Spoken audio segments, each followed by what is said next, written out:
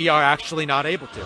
I love a lot of the music that plays here as much as you guys do, and I would love to listen to the music as the president plays when he's leaving. But the thing is that as soon as YouTube's algorithm hears that music, they will say that our video has violated their copyright terms and they will make us take it down.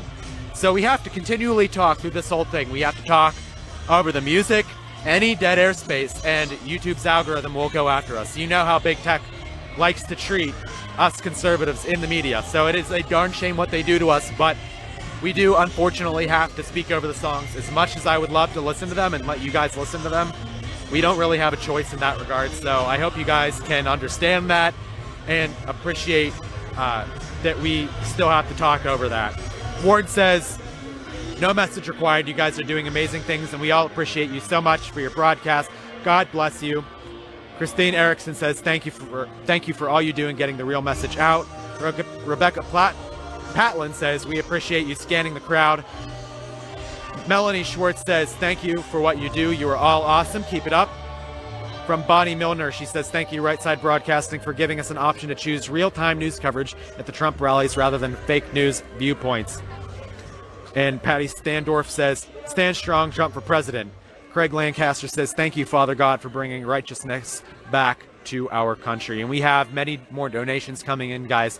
Please send in your donations. Please send in your donations to our website, and I will try to read off as many as I can. We do get a lot of them, so if I don't get to read off all of yours tonight, I do apologize, but I do appreciate you all donating to us because it keeps our company alive, frankly. We couldn't continue to go to these rallies and show you guys what we show if you guys didn't donate to us, so I appreciate it, and thank you all for all that you do for us. You guys are in our prayers, and God bless you. I'm going to pass the microphone off now to our guest host, Mr. Scott Bressler, who I think he's doing an amazing job. This is his first time doing a rally with us, and if you all could just give him a round of applause from behind your computers right now, I'm sure he would really appreciate it. So, Scott? Thank you. Thank you so much, Alex. And I want to give a special shout out because I know that my mom and dad are watching Right Side Broadcasting right now, so Mom and Dad, thank you for all the support. My dad always picks me up from the airport for every single event that I do, so thank you, Dad. And I also wanted to say thank you to each of you. You have changed my life in ways that I can't even come to comprehend, and I just wanted to say thank you very much. Every single one of you that follows me, has retweeted me, has liked any of my tweets, thank you for giving me the platform that I have today. Now, I wanted to talk a little bit about some early voting that's happening because I actually voted early voting and in person in Virginia. So if you're a Virginian, yes, you can vote early and do it also in person. And Texas early voting actually opened up today as well. So if you're a Texan, here's the cool thing about early voting. You can vote at any early voting center, no matter where you live, no matter what county that you're in, no matter what city that you're in. Texas actually makes it much easier to vote early in person. So let's get those votes locked in. Let's make sure that we are prepared to get out the vote on Election Day on Tuesday, November 3rd, 2020. And you don't have to spend hours in line when you could be knocking on doors and making phone calls and driving people to the polls and getting out the vote. So don't spend your time on Election Day stuck waiting in line. Vote early and in person. Now let's talk some data for a second.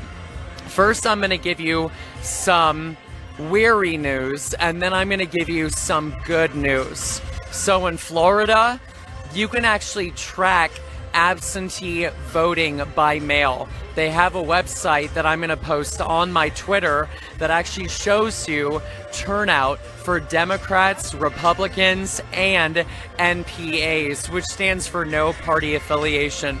Now, the news that I have to give to you is Republicans have only turned in, last I checked, about 450,000 absentee mail-in votes. The Democrats, on the other hand, have turned in over 900,000 absentee mail-in votes. So the Democrats in Florida are beating Republicans 2-1 in early voting.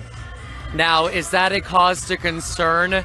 I don't believe so, because I know that our people do like to vote in person. However, just remember, the Democrats are very fired up. The Democrats are energized, and we need Florida. Florida is a part of our coalition to re-elect President Donald Trump. So again, right now, Democrats beating us 2-1 in absentee voting, early voting in Florida. Now, early voting, I believe, in person in Florida does open up on October 24th. So same thing goes for you. Virginia, Texas, Florida, when it opens up, vote in person early, lock in your vote. And what I'll do is when in-person voting starts in Florida, I'll start posting on my Twitter every single day, and I'll give you the updates. So that way, if you don't go to the website, you can go to my Twitter, which, by the way, is at Scott Presler. SCOTTPRES1SLER. And that way you can become abreast on what our numbers are like, if there's a deficit, how we are doing. It's so critically important that you get your votes locked in. Now, that was the kind of bad news. Let's go into good news for a second. I do a lot of listening and I do a lot of reading on Twitter.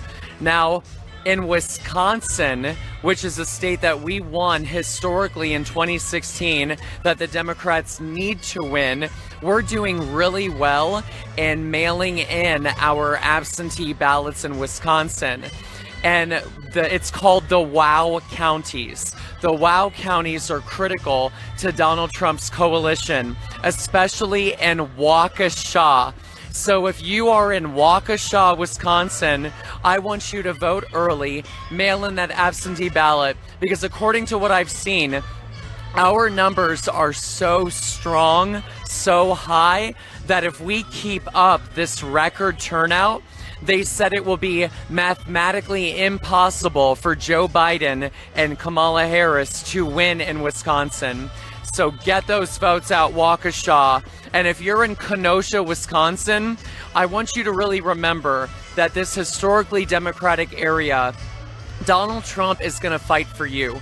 Donald Trump wants law and order. Donald Trump wants peace and prosperity. And while the Democrats are burning down your cities like they did in Kenosha, and I talked to the business owners, one of the business owners was a black beauty salon. How does it help the black community to burn down a black beauty salon, a community center that's meant to help the black community, that's meant to be there for black women? I just don't understand. And how does it help the Asian community and Hispanic community when these entrepreneurs, these business owners, had their community centers burned to rubble? So if you're in Kenosha, I'm asking you to take a chance. Take a chance on Donald Trump, because we are cleaning up our cities. We are rebuilding our cities while the Democrats tear them down. Let's also go to Texas for a second. There's an important seat, an important man, Ronnie Jackson, running for Congress. We all need to support Ronnie Jackson, who is supposed to be President Trump's healthcare professional, but the Democrats character assassinated him and tried to take him down. We need to support Ronnie Jackson. And in Dallas, I've met her personally. Her name is Genevieve Collins, running for Congress. I believe it's Texas' 32nd Congressional District. This is a district that we can flip from blue to red, giving President Trump a Congress that he can work with, and flipping that House, taking away the gavel from Nancy Pelosi. So please, if you're in Dallas, support Genevieve Collins running for Congress. And in Houston, I used to live in Lake City. You didn't know that. I used to live in Lake City, right below Clear Lake, at the border of Galveston and Houston. There's a wonderful man. His name is Wesley Hunt, running for Texas Congress. I need you to support Wesley Hunt. He is a military veteran, and he is another opportunity to flip the seat from blue to red, giving President Trump that house he can work with. So Texas, you have several seats you can flip. California, as I told you, Southern California, San Diego, Orange County, and of course we had Mike Garcia in that district that we flipped from blue to red, defeating Christy Smith in California's 25th district. We need to support Mike Garcia to keep that seat red this November. Now, Nebraska is a very red state, very Republican. However, you have Nebraska's 2nd district, which is very purple. And this is a seat that the Democrats want to flip blue. So we all need to support Congressman Don Bacon for Congress. I actually was sitting on a plane and I happened to sit right next to Congressman Don Bacon. He was sitting in the back just like the rest of us. He's one of us. He wasn't sitting first class. He was flying coach. And I think that deserves our respect and admiration, that he doesn't think he's better than the American people. He's sitting right next to his constituents. So please support Congressman Don Bacon. And also, if you live in Omaha, if you live in Lincoln, Nebraska, I know organizers that I can connect you with. So I need your name, first and last, telephone, email, zip code. I will get you connected so you can make a difference in these next 21 days. Now, if you're at home and you're asking yourself, what can I do? I'm tired of sitting on the couch. I'm tired of just complaining and whining. I want to do something. Well, again, especially in the Commonwealth of Pennsylvania, I need your help registering new voters. You have until October 19th. That is the cutoff, the deadline. So if you are not registered by October 19th in Pennsylvania, you will not be able to vote in the election. I also need your help knocking on doors. Now, I want to give you some top secret information. So the Joe Biden campaign, up until this point, had not been knocking on a single door. They had only been doing digital. They had only been doing mail.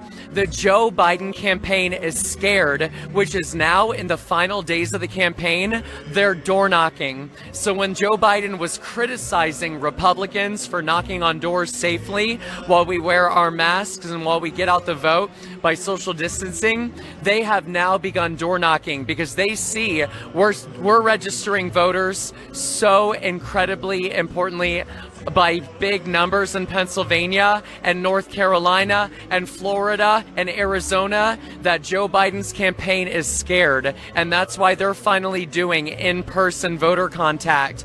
So going into these next 21 days, we have the momentum on our side. We have the numbers on our side. We have the voters on our side. And I'm asking you to vote in person early. Lock in your vote. Knock on doors. Make phone calls. Sign up with DonaldJTrump.com and become a volunteer.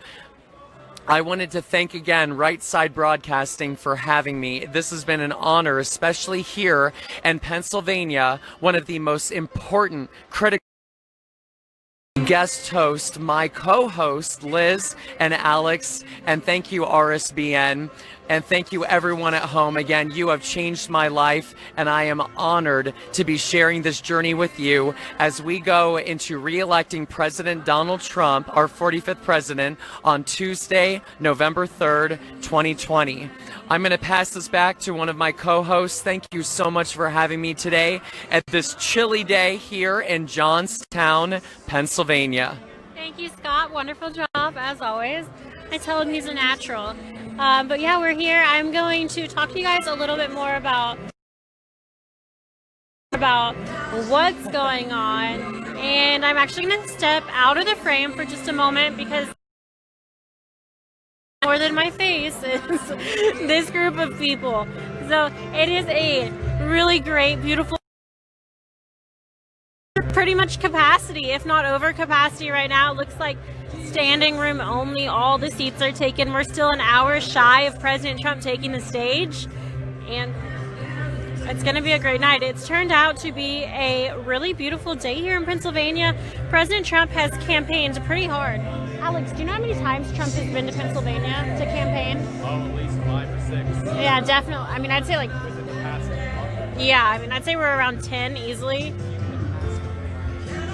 It's okay. Excuse us. So it's currently 58 degrees here. We're in Johnstown, Pennsylvania. A really beautiful day. And we just want to really show you guys just how many people are here. We want to continue to pan these crowds and show you guys the kind of enthusiasm President Trump draws. Before I move on to that, I do want to say thank you to our partners over at Disney Coins. Disney Coins is an incredible company. They specialize in precious metal, including coppers and silver, and of course coins. So this copper and silver coins are minted in the United States by Americans on machines that are made in the United States. It does not get any more American than this. They even give 10% of all their profits back to conservative organizations. So if you're someone like me that just is enamored by what's going on, I mean, we're watching history in the making. These rallies will probably never happen again under any administration. So make sure that you have a way to memorialize this and to hold on to this. These coins are incredible because their designs feature different highlights of President Trump's administration. There's the Melania coin, the red MAGA hat, the liberal tears, the Southern Wall, Conan the hero dog that killed the terrorists overseas. There are so many designs. I think one of the new ones is even back the blue. These come in 1 ounce coins, 2 ounce coins, 4 ounce silver bars, even copper keychains. So all very affordable, different ranges depending on how much you want to spend. There's something for everyone's budget, and I mean everyone. I love the copper keychains. I think it's a great talking point. It's very subtle, so it's not like a red MAGA hat, although there's nothing wrong with those, you guys. But I do live in Atlanta, so I do have to be careful, but I love my keychain. I use it all the time, and it's a little copper keychain that says Trump Pence 2020. There's tons of those all over the website. Check them out. Find something you like on there. That's www.disneycoins.com. Every month, there's 2 new designs. So there's over 20 designs. They're doing a massive giveaway that's going on from now until November 4th. So in honor of the election, they're doing their biggest giveaway ever, and they want thousands of people to be able to get these coins. The more people that enroll in the giveaway, the more winners there will be. So if you like free stuff, you don't even have to pay shipping. I mean, this is like truly a giveaway. The owner knows that these products are so incredible that once you have them, you're going to want more. I mean, they really sell themselves. So why not try and get free stuff? Go to www.disneycoins.com. That's DISME coins.com. And make sure not only that you shop for these great products, but that you enter the giveaway. It's completely free. You'll just need an email and your name. And I say use all your email addresses. Get all your friends and family, because the more people that enter, the more winners there are going to be. It's increasing your odds of winning, increasing the odds of these coins getting out there and being amongst the people. In order to enter the giveaway, just go to their website and click on the giveaways tab on the left-hand side of the screen. Again, that's the giveaways tab on the left-hand side of the screen. You'll click enter giveaway, and it's pretty simple.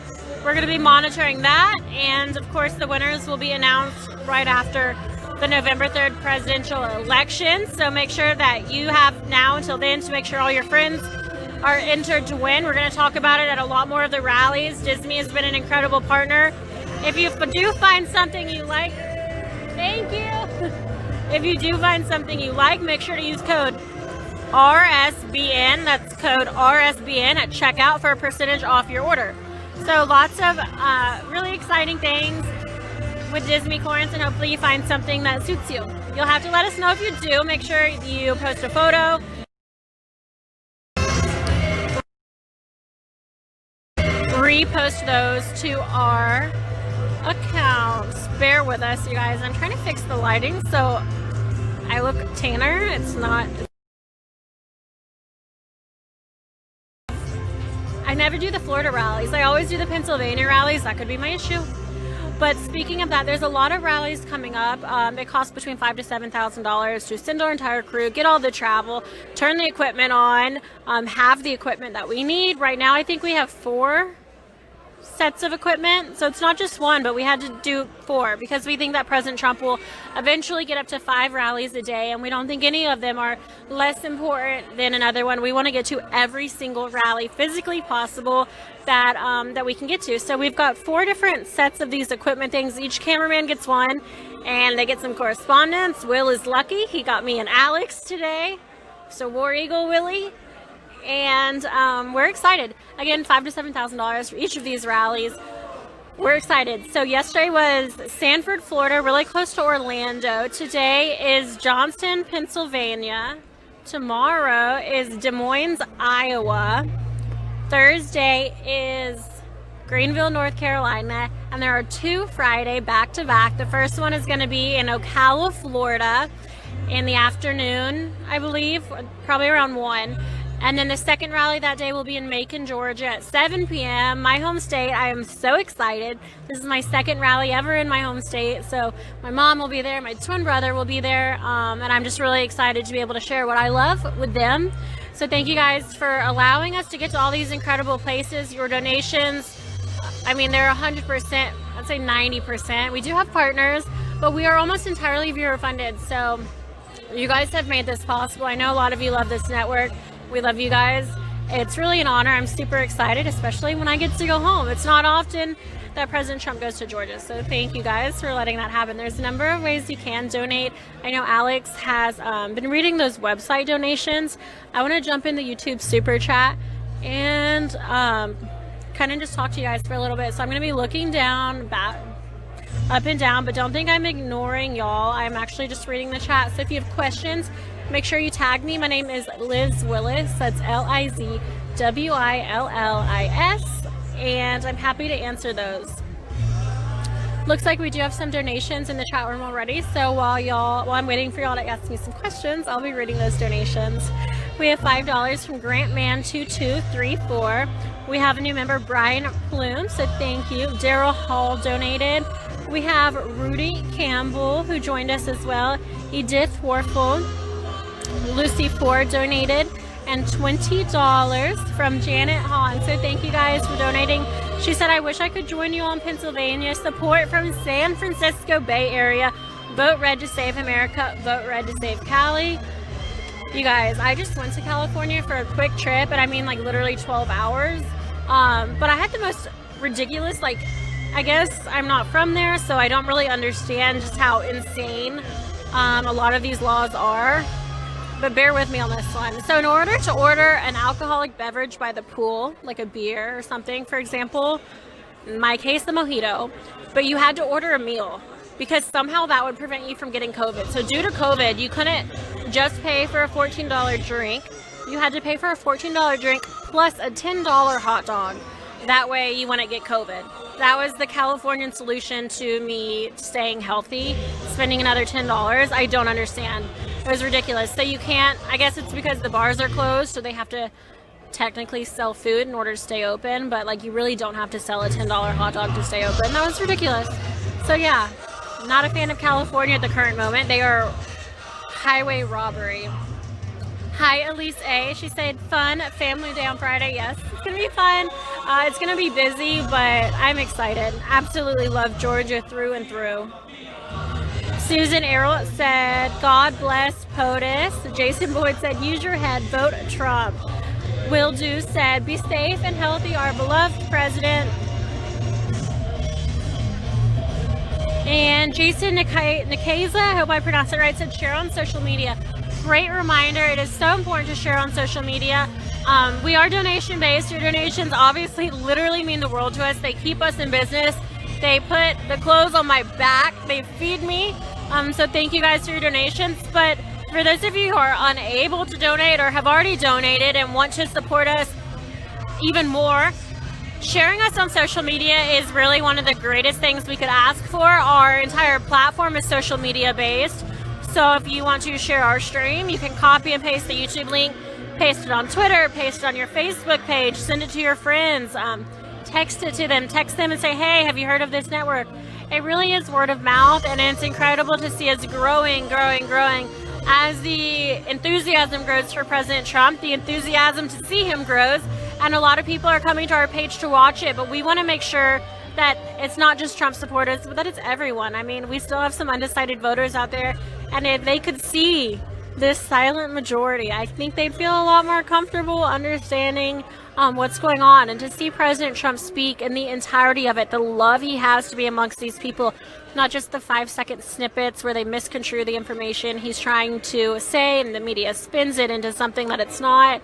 I mean, this is real, you guys. This is live footage, and this can change the direction of the election if needed. We have a lot of faith that it helped in 2016, and in 2016 there were over 300 million views alone. That's when we were one camera and one man. We have grown this business to the best of our ability. It's time for 2020. We're going to win this thing, and we're going to win it with your help. So make sure you donate. Make sure you share this stream. Send it to your friends. If you're listening to Scott earlier, make sure it's not too late to register voters in the state of Pennsylvania. I think for this state, you have until the 19th. If you're from Georgia, early voting opened on Monday. So get out there in person. Get your vote counted. Don't even risk it. It's not worth it. This is a democracy where we truly are so lucky to live in the United States of America, to have these freedoms, to be able to appoint who we want, to vote for who we want in the highest office in our land. And I just don't want you guys to abuse that power by not doing your civic liberty. Get out and vote. If I could recommend anyone, I'd say vote for Donald Trump. But at this point, I just want you to get out and vote. America is an incredible place. We want you to make an informed decision when you do go and vote. So hopefully you'll enjoy watching these streams, and that'll help you to make that decision. Again, not too late. If you're not involved in politics, stay tuned with us. We're on Twitter, we're on Instagram. We want to help you make these decisions. We want to be there for you, a source of information. Looks like we have a lot more happening in the chat right now. So thank you guys. Looks like we have a $2 donation from Aristides Gutierrez, so thank you so much. $5 from Sherry Lewis, who said, yeah, Johnstown, Pennsylvania. Eric Dixon said, tell President Trump Nat and Eric want his tie collection. I do too, but I have a feeling those silk ties are not cheap. So 30,000 people watching live right now. Again, there's 30,000 watching live right now. Let me know what you guys think. We got the record last night. I believe it was around 120,000 congruent viewers on YouTube. Of course, it goes into the millions later on when more people watch. But for concurrent viewership, 120,000 is our current record. But we've got Scott Pressler here today. He has over 700,000 followers on Twitter alone. I really want to beat that record. This is President Trump's second rally since being diagnosed and cured from coronavirus. And we're another day closer to the election, so I think we can do it. Make sure you guys help us out. Share this. I want everyone watching. I want to beat... I'm sorry, I got corrected. It was actually 130,000 people watching last night. So 130K is our current best viewership. Help us beat it. I do not like being in second place. I'm used to winning, so help me make that possible. I'm going to turn it back over to Alex here for you guys. We are just trying to share as much screen time as possible leading up to President Trump. So in the meantime, I will be on my phone getting back to messages. If you have questions, if you'd like to reach me, again, my name's Liz Willis. It's Lizwillis. I'm on Instagram and Twitter. My Instagram is Liz Willis, my name, and my Twitter handle is Liz Willis with an underscore at the end. So make sure you follow me. I really want to get 15,000 on Twitter. I don't know why. I don't know why any of y'all follow me, but there's some funny stuff on there and some good, intelligent content every now and then. So thanks for tuning in. Alex? Well, thank you very much, Liz. And yes, everybody, let's help Liz get to 15,000. Remember, her Twitter handle is Liz Willis _, I believe. And you can also follow me at Real A Caldwell, and you can follow our other guest host today at Scott Pressler, Presler, and you can follow our company at RSB Network.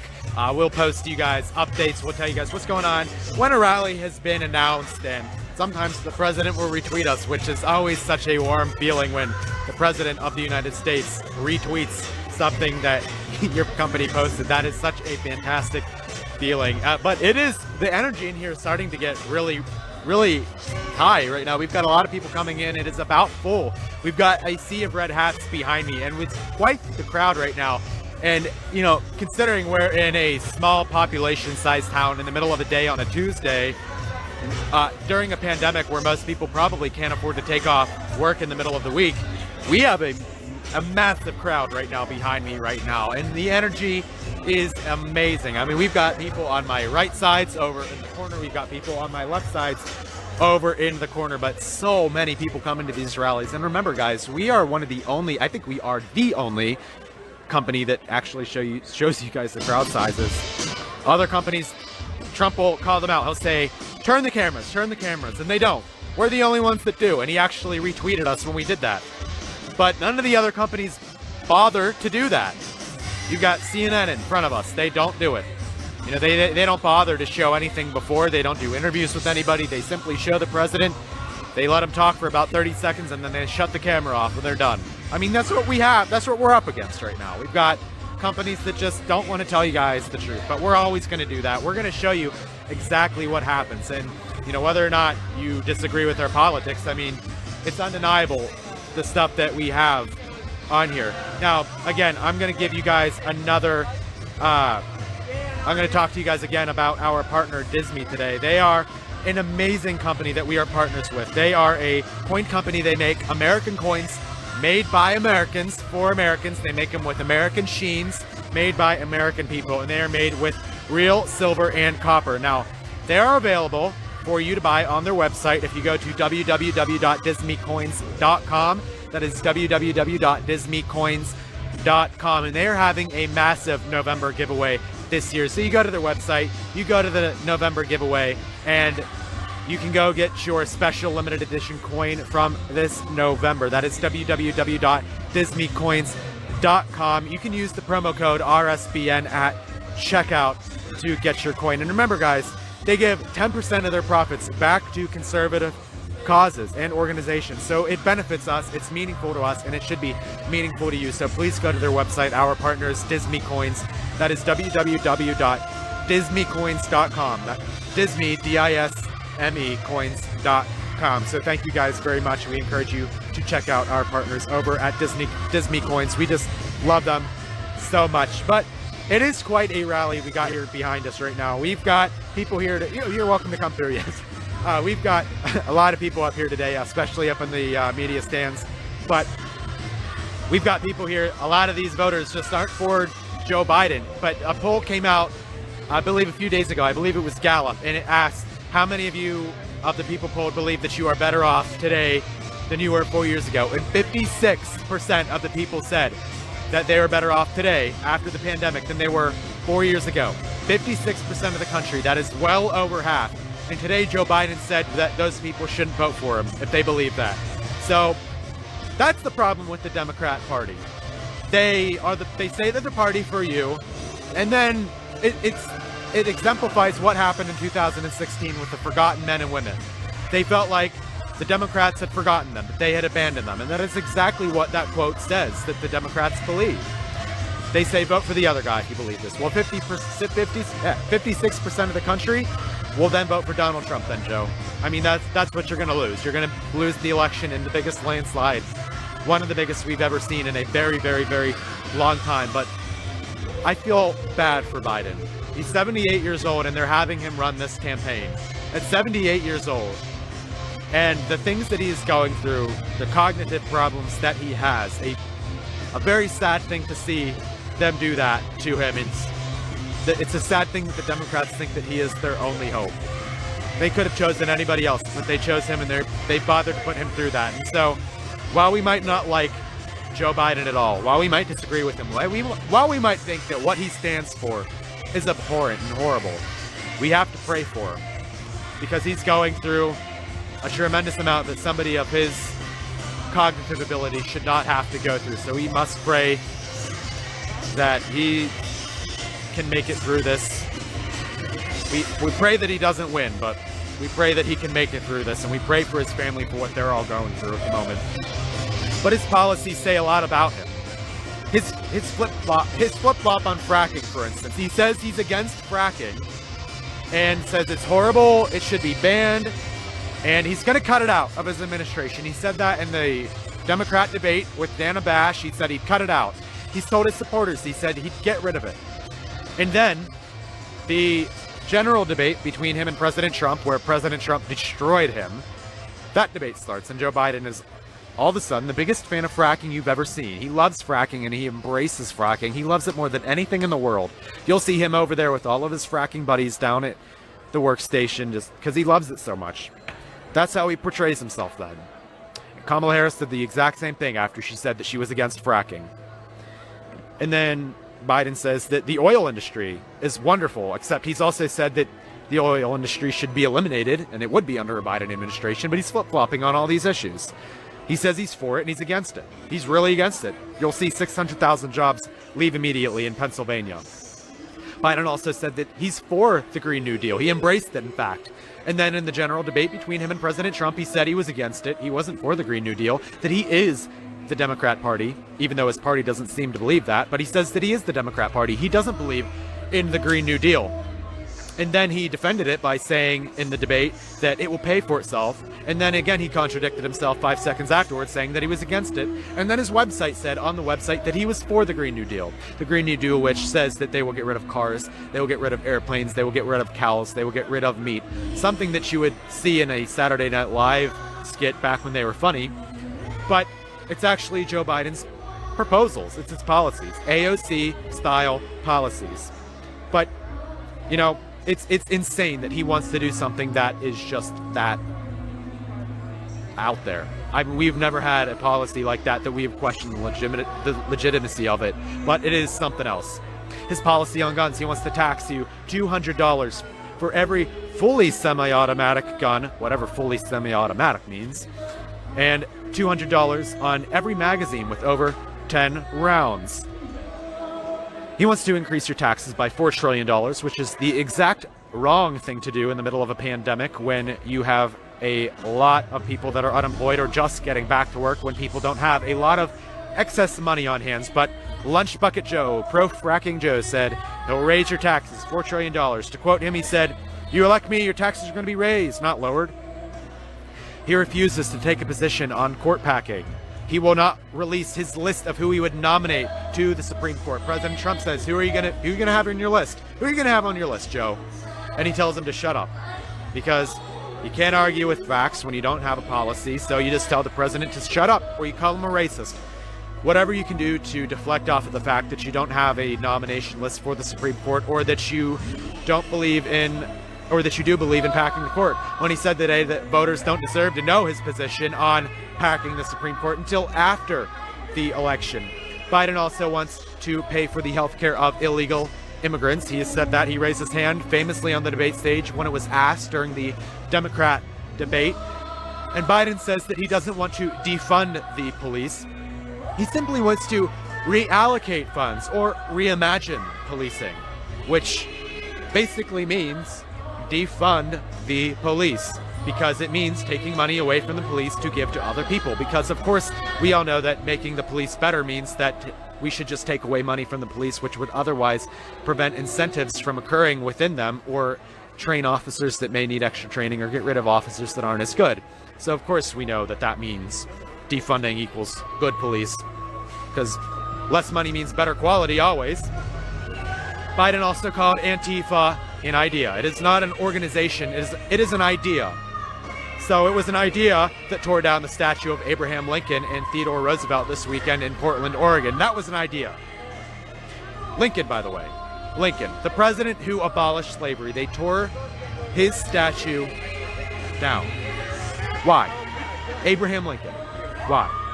It was an idea that caused billions, to over $2 billion worth of damage to the United States, especially in Minneapolis. I believe it was over $500 million in Minneapolis. That was an idea that destroyed that burned down the businesses, that burned down the Walmarts in historically and geographically black areas. So it's doing more damage to them than President Trump has ever done, where he's helped them more than any other president possibly since Lincoln. It was an idea that broke through the gates of Mark and Patricia McCloskey's neighborhood and threatened to kill them and burn down their house. That was just an idea. The McCloskeys imagined that. They imagined that. It was all in their heads. It was an idea. It was an idea that brutally assaults random passerbys when they are beaten nearly to death in the middle of the street, or harassed in a restaurant, or simply ripped out of their cars for no reason. That's just an idea that does that to them. It's just an idea that Trump supporters are murdered, and numerous passerbys are murdered around the country by Antifa. That's just an idea. Those people are peaceful protesters, according to the mainstream media. Biden said when one of the Trump supporters was killed, and they asked Biden, well, what do you think about that? Do you condemn that? He said that he brought his death upon himself. He incited it on himself with his rhetoric. Yet people threatening the lives of Trump and his supporters on the daily. Just go to Twitter. Whenever the president got COVID, instead of well wishes on Twitter, you saw people wishing for his demise. You saw people wishing him dead, wishing his wife dead, and not just a painless death, a painful death. Those are the kind of people that are in Antifa, the kinds of people that we have on the other side of the aisle. It is, they claim to have the moral high ground, and then they go and they say things such as that. You have Keith Olbermann, a liberal hack and former sports commentator. He said that Trump and his supporters need to be incarcerated. They need to be rounded up, imprisoned, and removed from our society. Removed from our society. So I'll let you guys fill in the blanks with what removed from our society means. But it sounds like something straight out of a communist manifesto, something straight out of Nazi Germany. Get rid of those who oppose you. Get rid of those who are different than you. Get rid of those who believe in different things than you do. Straight out of Nazi Germany, straight out of the Communist Manifesto. Those are the kind of things we're dealing with right now. And we should never wish ill on the other side. While we may not agree with the left, we should not wish them ill. We should not wish them harm. We should wish them that they are only enlightened on conservatism, and that they are enlightened on President Trump and the good that he has done, and that the media doesn't stand in the way of that. We pray that they don't look at the media for their source of information, only look at Right Side Broadcasting Network that shows you the crowds. But that's what we're up against. And I think we all need to pray that they can see that, and that we can all move forward as a nation. And right now, everybody is saying that President Trump doesn't have a chance. We've heard this in 2016. They're saying he cannot possibly win, that he is down in the polls, that there is a 1 out of 5 chance that he wins, that he can't win the Rust Belt back. Joe Biden can relate to the Rust Belt workers. We heard the exact same thing 4 years ago. Nate Silver saying that Trump can't possibly win.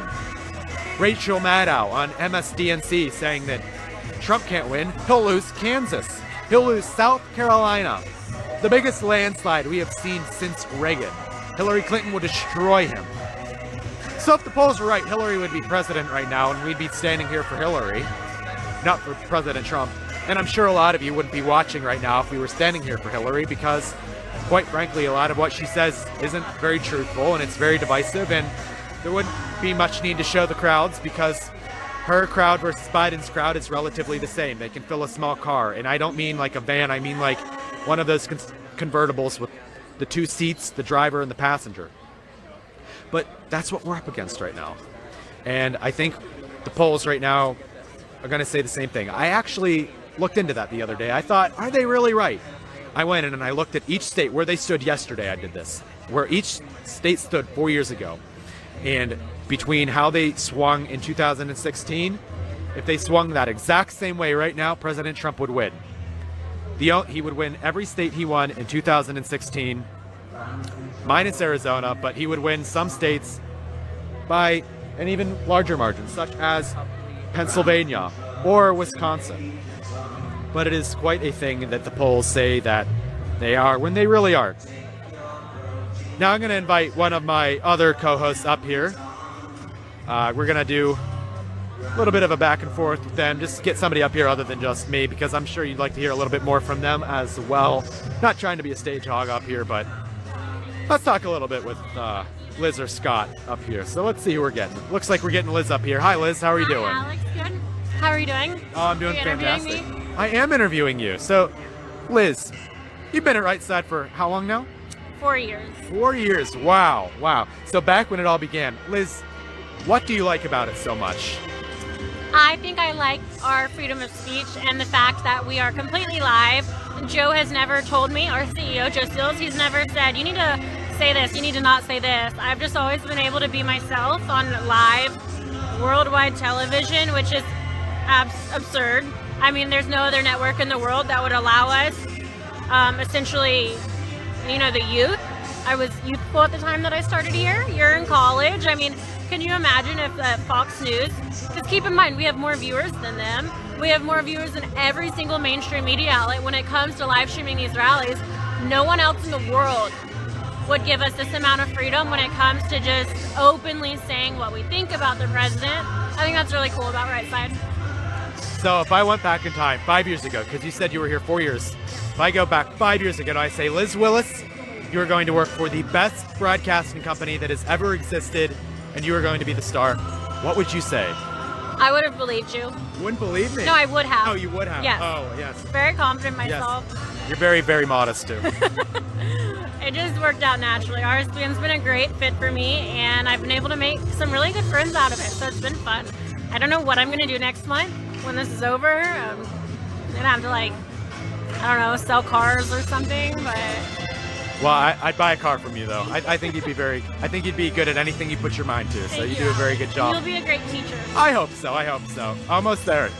20, turning 21 soon, so I'll be getting out of school fairly soon, getting into the real world. That's a little bit scary. And you'll have all the professional work clothes that you could possibly need. That's true. And when I asked for the letter of recommendation, do you think you'll send one in for me?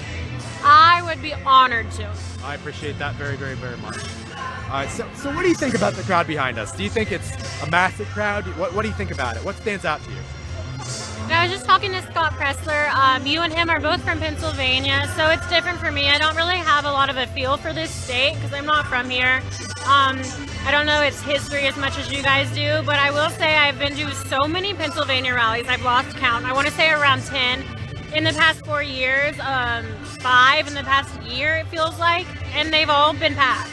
So it's hard for me to think that this is a Biden state. I think it's going to go red for President Trump, but of course that's just based on what I see here at these rallies. But they love President Trump. I mean, the lines are just hours long. You have to get here so early. It's a sea of red hats. People love him. I think Pennsylvania is going red for President Trump in 2020, along with the majority of the United States. And you're from Georgia, and they're also saying that Georgia is a big swing state this election, that Trump and Biden are neck and neck in Georgia. Do you think that's the case, or do you think that President Trump is going to carry away Georgia this time around? I think I can understand where they're coming from when they consider it a swing state. It's very polarized. We've had a lot of, civil unrest, political unrest when it's come to supporting police, Black Lives Matter, Antifa. There's been a whole lot of everything happening within the city of Atlanta, and that's where I'm from. But you also have to remember this state as a whole. So a lot of my family, my roots go back to southern Georgia, where it's about farming and kind of traditional values. And that also has a great deal to do with this election and who Georgia votes for. So I'd be shocked if Georgia went blue. I think it's going to be close, and I think every single speech matters, every rally matters, every single day matters until November 3rd. I think ultimately Georgia will go red, though. Well, that's what I like to hear. I like to hear that Georgia's going red, and I like to think that Pennsylvania is going red too. I think our governor is really pushing it to go red this time around with his restrictions. Can I please trade governors with you? No. Ours is terrible. I fought hard for Kemp. Please. I rallied hard for Kemp. We got him in the 2018. We just got him. Let me keep him for a little bit. I trade governors with you, please. Georgia has a lot of Republican leadership. The mayor of Atlanta is, I'd say, historically Democrat, but when it comes to our governors, it leans Republican, so I think that helps us a lot as well. And the president has endorsed our governor. It's a great relationship, so no, I'll keep him. Well, you come from a unique state, because right now Stacey Abrams thinks she's the governor. Do you think she would have been a good governor? I mean, I know she thinks she is right now, but she's not, but let's say if she was, do you think Georgia would have been a good place to be, or do you think it would have been, Yeah, no. So she still technically thinks she is our governor. But it was a great point. I think I'm really thankful right now that she's not our governor. I think Brian Kemp, he was one of the first states in the United States to open up when COVID hit our shores. We closed down for a little bit. It was disastrous to our economy, especially to small businesses.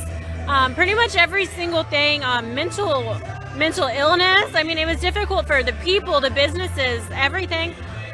But Brian Kemp was a leader. He went against the odds and he said, we're opening back up. It just is what it is. Like, we cannot shut our economy down a second longer because we'll never come back from this. And even after President Trump pushed for so long to open states back up, when Brian Kemp finally said, okay, I'm going to open up, Trump was like, well, and he kind of backtracked a little bit because it was so risky to do that. But he did it. Our cases have declined since then. And I feel luckier now more than ever to be from Georgia because I've had the liberty of traveling to all these states with Democratic leadership. They've been closed down, and I think it's silly. I'm watching them fall apart. California falling apart. New York. I don't know if it'll ever be that beautiful New York City that I used to be able to travel to. And even in D.C. last week, or Bethesda, Maryland, all the restaurants were closed down. It was so difficult to get around. Mask rules. I mean, we were the only people out eating, and it just broke my heart for their small businesses and their economy. I think Brian Kemp did an excellent job, and it really was a tough situation to make those kinds of decisions when you're putting people's lives at risk. But I think he looked at the numbers, the real numbers, and he did what was best for Georgia. So I voted for him, and I would do it again. I have no regrets. Well, I am very, very envious of you because our governor has done the exact opposite of what your governor has done. Our state is still not really that open. We have some of the biggest restrictions on our state in the country. We are up there with Michigan, New York, New Jersey, and California in terms of who has the largest restrictions. I think we're really beaten by possibly California because, you know, it's a shame what's happening out there, but we're not allowed to have more than 250 people here at a rally. But I saw more than 250 people in line for the bathroom, so I guess they're peacefully protesting at the bathroom, but that's not for me to decide. But Liz? I want to say thank you. It looks like we have some donations coming in, so I wanted to thank everyone for donating to Brightside Broadcasting Network. We're almost entirely viewer funded, meaning we rely on your donations now more than ever to go from rally to rally. We have 5. Okay, hold on, let me count these. Last night was Sanford, Florida. Today is Johnstown, Pennsylvania. Tomorrow's rally is Des Moines, Iowa. Thursday's rally is Greenville, North Carolina. And there are 2 rallies on Friday, one in Ocala, Florida, one in Macon, Georgia, which I will be covering. So that is 6 rallies in 5 days. Keep in mind it's between $5,000 to $7,000 for each rally. That's around $42,000 is what it's going to cost us to cover these. And I know it's insane, but you guys, someone has to do it. Someone has to battle this mainstream narrative, these fake news they're pumping out about President Trump, and these polls. I mean, these polls are ridiculous. When you look at this enthusiasm and then you see those numbers, it doesn't add up. And if we're not out here live streaming these events and panning these crowds and telling you and showing you, physically pointing our cameras on it, because otherwise no one would believe us, then who else is going to do this? Your donations allow us to get the word out to people, to show the people that don't have cable network or aren't able to come out to these events and see for themselves what's going on. So thank you for your donations. There's a number of ways you can continue to support us. We need them now more than ever, because these rallies, while it's 6 this week, it might be 20 next week. President Trump is starting his 2-a-days, and that is going to go up to 5 rallies a day. We're going to get to as many as we physically can. I'm telling you, we stretch every penny as much as we possibly can. A number of ways you can donate. Make sure you please get those in. This week is crucial to us to be able to afford continuing to do this. The first one is by clicking the $ in the bottom right-hand corner of the YouTube Super Chat. Make sure you're utilizing the live chat, and then you can click on the $ in the bottom right-hand corner. You can donate absolutely any amount. It'll come up in the YouTube chat. We read those out throughout the day. And we're always monitoring the YouTube chat. So thank you so much if you've already donated there. And it's a great place to continue donating. The second way you can donate is by going to our website. Our website's great because we actually get to keep 90% of those proceeds. PayPal takes 10%, but we're still so thankful for it. So if you'd like to go to our website, you can go to www.rsbnetwork.com/donate. Again, that's www.rsbnetwork.com/donate. Make sure to leave a message there as well, because you will get shouted out on air. Alex Caldwell is reading those email donations out loud. The third way you can send a donation is by a check. So this is a non-electronic form of payment. You can actually send a check to 1550 Opelika Road, Suite 6, Box 344, Auburn, Alabama 36830. Just to reiterate, the three main ways you can donate are the YouTube Super Chat, our website, and by sending a check to 1550 Opelika Road, Suite 6, Box 344, Auburn, Alabama 36830. And before I hand the microphone back over to Alex, I want to say thank you to Disney Coins. Disney Coins is an incredible company that supports us and really all of the patriotic values that we admire. Disney Coins is a precious metals company specializing in copper and silver. These coins are made on machines that are made in America by Americans, and they give 10% of all profits back to conservative organizations that uphold our traditional values. So when you're spending your hard-earned money, you'll know that it is going to good hands. Now these coins, what's so special about them, they do come in copper and silver, 1-ounce coins, 2-ounce coins, 4-ounce silver bars, keychains, but the best part is their designs. So they have 2 new designs every single month, over 20 designs total right now, and they highlight different moments from President Trump's administration. So there's Melania's beautiful face, Conan the Hero Dog, We Build the Wall, Trump Pence 2020. There are so many incredible designs, including Back to Blue. They make the perfect Christmas gift. Make sure you go ahead and get them in because, as you know, things are weird this year and we're going to rely on online shopping now more than ever. Things are going to get backed up. Get your Christmas shopping done now and get a Disney coin. These are a piece of history. You're going to regret it for real if you don't get anything. These rallies, this administration is going to be in history books for the rest of our lives and generations to come, and Disney Coins is helping memorialize that. So www.disneycoins.com. Use code RSBN at checkout, and make sure while you're at their website, click the giveaways tab in the left-hand corner. This is going to be the biggest giveaway yet. You can enter between now and the election on November 3rd. The winner will be announced November 4th. It's going to be the biggest one yet. So click the giveaways tab. They want to give out thousands of coins, including shipping. You don't have to worry about anything. Just put your name and your email address. You'll be good to go. Again, DisneyCoins.com. Giveaways tab, left-hand side of the screen. Follow the rules. The more people that enter this giveaway, the more winners there will be. So make sure you're going to be one of them. I hope you all win. I'm going to toss it over to Alex, and then we'll have Scott joining us really soon. And then Alex, and then Scott, and then we will have President Trump. We're 20 minutes away from his scheduled speaking time. Well, thank you very much, Liz. And, you know, I just want to say one of the comments we get very frequently, one of the big things we get is that we speak over the music towards the end of the speech that President Trump gives. And that's true. We do that. But we are faced with no choice. We have to. When President Trump is leaving and he's dancing to YMCA, I want to be dancing to that as much as you guys do. I want to listen to it. I want to be putting my hands up in the air and dancing to it. But we can't, because as soon as they hear that song, YouTube likes to copyright us and try to take our video down, because that's what you face when you're up against big tech sometimes as a conservative company. And we have to keep speaking through all of the songs. As much as I would love to listen to these songs, we got to keep speaking. So that, you know, that's one of the comments we get is, why do we have to do that? That's exactly why we have to do that. And I hope you guys can understand that and respect that we do have to keep doing this so that our company can continue to broadcast and that we can continue to go to these rallies and show you guys what's actually happening without a filter on.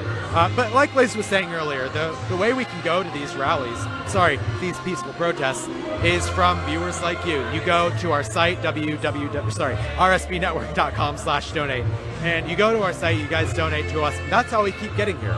you know, very soon, President Trump is going to be doing 3 rallies a day, 5 rallies a day coming up very soon.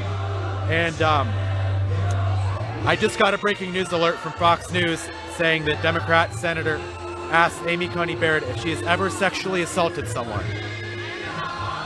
Okay. Anyways, you go to our website and you donate to us, and that helps us to keep going to these rallies and showing you guys what's actually happening without the spin of the mainstream media. So if you would like us to continue to do these, please go to our website, rsbnetwork.com/donate. You can go to your mailbox and you can donate to us through there, through the postal service. If you go to 1550 Opelika Road, that is Opelika, Suite 6, Box 344, Auburn, Alabama, 36830. If you would like to do it through that way. You can also donate through the YouTube live chat, but keep in mind they do take 30% of the profits when you donate through that. Now, one of the things I was just saying earlier, the breaking news alert that I got, saying that a question they asked Amy Coney Barrett. What a disgraceful question to ask somebody like that. What a disgraceful question. And honestly, I'm not sure who that senator was at the moment. I have not read into it. I've just gotten the alert. But they really should be ashamed of themselves for asking such an abhorrent question such as that, an offensive question such as that. So now I'm going to read some of the donations that you guys sent in to us, because when you do that, sometimes we are able to read them on air. I try to get to as many as I can, but we do get a lot. So if I don't get to go to all of them, I do apologize sincerely. But from David Sue, he says, we love President Trump, Trump 2020. Joseph Kellogg says, keep up the good work. Ronald Rendazzo says, thank you, right side, Trump 2020. Chuck says, love right side, powerful, positive, Trump, Trump, Trump, CAGA. Annie Lee says, thank you, RSBN, for all that you do, MAGA. Nancy says, you are so appreciated for the fantastic work that you do. That you have done. It's so refreshing for the real news media. You are a role model for the news media that is pro-Trump and pro-America. So, I'm going to let our CEO talk for a little bit. He's going to speak to you guys right now. So, here's our CEO, the wonderful man, Joe Seals himself. Thank you kindly, Alex, and thank you, Liz. You guys are doing a great job there. We are honored to be joined tonight by Scott Pressler, who you'll hear from in just a few minutes. Scott has been doing incredible work on behalf of President Trump, going out and registering voters. He's organized several people with similar viewpoints to go out and clean up trash all across the country, and doing it in the name of love, to show that conservatives care. We are good, caring people. We are not violent. And, you know, Scott has been doing such a great job. He's been such a great ambassador for President Trump. So thank you to Scott, and we'll hear from him again in just a second. I wanted to just say really quick, 2016, I remember 2016. It was just me and some cameramen in 2016. And we didn't have correspondence until after the president was elected. Air Force One should be landing very soon. We'll keep our eye on that before we go back to Scott. But the 2016 election was crazy, absolutely insane, especially the last couple of weeks. I remember all too well, just me and the cameraman trying to get from rally to rally. And we did not expect what was coming. At the last week, we had 3 rallies a day. There was one with 4, I believe. And then the final day, I think we had 5 or 6 rallies in one day. It began very early in the morning, I believe in Florida, and we ended the day in Michigan, and I think a 1 a.m. Eastern start for that. So it was crazy, and that's what's coming up for us, and that's why we keep asking for donations. If we're going to be viewer supported, this is how it has to be. The benefits for us for being viewer supported is we are able to show you things like this uncut. We don't have to, you know, have lots of commercials or advertisers, things like that. We also can say what we want to say, what's in our hearts. We don't have to filter anything. We don't have anyone saying you can't say that. We can say what we want. This is your network because you built it with your financial support. So we can't do it without you. This was just an idea that I had back in 2015 when I heard the then candidate Trump say they never show the crowds, they never show my full speeches. So we were the first ones to do that. We pioneered this, and we've been working towards perfecting it. We'll never quite get there, but we are getting closer and closer all the time.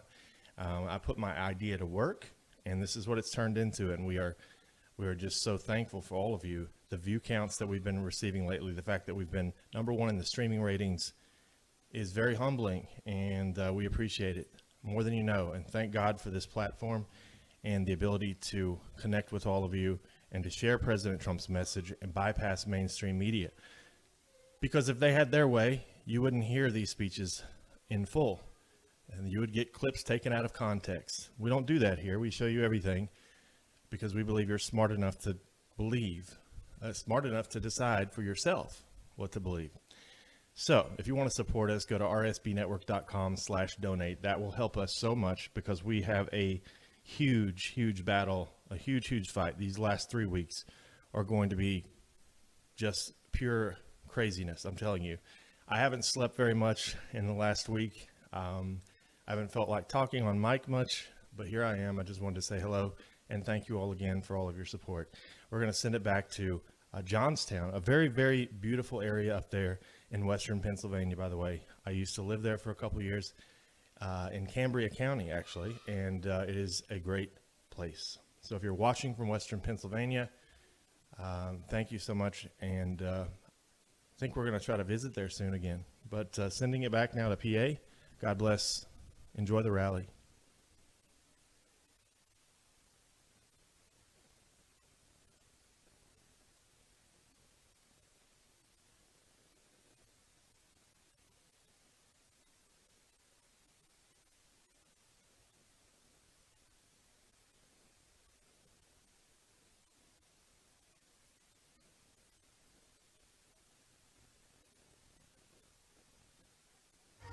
And so I've done a little bit of a wardrobe change here. The temperature is dropping drastically. And if you look behind me, you can see that this is a packed house. In fact, we have an overflow area over to the right where they're continuing to push people as they come in. They've given out their signs. They've given out, it looks like, red MAGA masks to people. I'd say we're about at 95 to maybe close to 100% capacity. Donald Trump is supposed to start around 7 o'clock, so he'll be coming in shortly. Now, I wanted to talk about the debate, the first debate that President Trump had against his opponent. And I know that RSBN is gaining a lot of traction, and I know that several members of the Trump family do follow me on Twitter, and I wanted to offer some very humble advice for the next time that President Trump goes up against Joe Biden, because one thing really stuck with me during the debate when Joe Biden was saying, if you have an empty chair at home. And I think President Trump, your response immediately should be, if you have an empty chair at home because Joe Biden voted for the Iraq war that sent your son or your daughter or your family member overseas, then that is Joe Biden's doing. And that's honestly one reason why I really love President Trump, because President Trump has promoted peace during his entire presidency, while Joe Biden and the Obama administration sent us to war, put more of our troops across seas, put more of our troops in Afghanistan. I love President Trump because he is the peace president, withdrawing our troops, bringing our troops home. And so if you're at home and you're a libertarian and you voted for Gary Johnson in 2016, I want you to remember that Senator Rand Paul is a proud supporter of President Trump and everything that he's doing with Bahrain, with the Emirates, with Israel. He is our peace president, and we don't need another 47-year-old career politician who's going to so boldly send our sons and daughters to war while we're not even taking care of our potholes. We're not even building up our infrastructure, while Baltimore is rotting and they don't even have AC units for our students in their schools. Why are we building up China and Iraq, Iran, Afghanistan, and we aren't even building up our country? It's time for change. So vote for peace and Donald Trump, not war with Joe Biden. And let's also take it a step further. I want to talk for a second about Black Lives Matter, because I think this is actually Republicans' opportunity to show that while Democrats take advantage of the black community, Republicans are supporting HCBUs. Republicans made it with Donald Trump signing legislation, so we no longer have to ask for federal money for HCBUs. He's making sure that we have school choice for our children. And I worked at an elementary school. That was my first career, working at an elementary school. I've seen how our students are stuck in failing schools because of their zip codes, because of where they live, by no fault of their own. And ask yourself, why are Democrats against school choice? Why don't Democrats want children to be able to go to the best schools and have our brightest students? Ask yourself, why are they anti-choice? They say they're pro-choice, but Democrats are against our children having the best options to make sure that they have the best opportunity to succeed. So President Trump, in that next debate, I want you to talk about what you have done for the black community. I want you to talk about the HCBUs. I want you to talk about the First Step Act, giving our American citizens a second chance at life. And remember how Joe Biden talked about how those black women are stocking the shelves? Well, I think it's more appropriate to talk about how some of the children of those black women were more likely locked up because Joe Biden wrote the 1994 crime bill punishing the black community, separating black fathers from their children. How is it, Joe Biden, that you support the black community when you called them super predators, when you were a part of the reason why black fathers were separated from their children?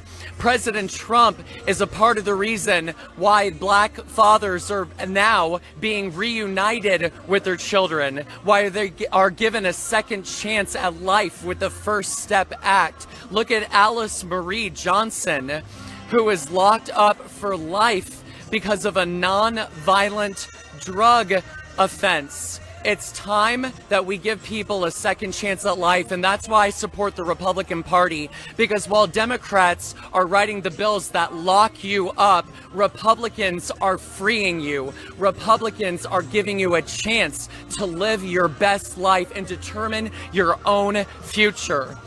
I also want to talk about Black Lives Matter, and that when somebody says to you, Black Lives Matter, you should answer to them, yes. Black lives do matter, and that's why I'm voting for President Donald Trump. Because while Democrats are burning down black cities, while Democrats are burning down black communities and black businesses, Republicans are building them up. Republicans are cleaning our cities like I've done in Baltimore and Houston and Chicago and Los Angeles and Miami and Kenosha. And I want people to remember that Republicans are going to give you life, liberty, and prosperity, while Democrats are going to judge you, to lock you up with their crime bills, to burn down your cities, to tell you that you are only good enough to stock a shelf. And Republicans are going to give you that opportunity to succeed. Now let's look at this crowd again. When it's this cold in Pennsylvania, 21 days before the election, do you guys think that these people are going to vote? I think that these people are going to vote. Now what we have to do, and I'm going to go talk to the crowd as soon as I'm done here hosting with Right Side Broadcasting, but I'm going to make sure these people are registered to vote. I brought forms. I'm ready to go. I mean, come on. I already know it's votespa.com. I already have those forms in my car ready to go. But these people that are going to brave the cold, that are going to come out on a weekday night, these are going to head to the polls. Put in contrast to Joe Biden's rallies, where they just had a reporter in Arizona, and she was actually really confused because nobody showed up for Joe Biden, and they weren't even aware that Joe Biden was having a rally in Arizona. While President Trump is getting thousands and thousands to show up in Johnstown, Pennsylvania. This isn't Philly. This isn't Erie.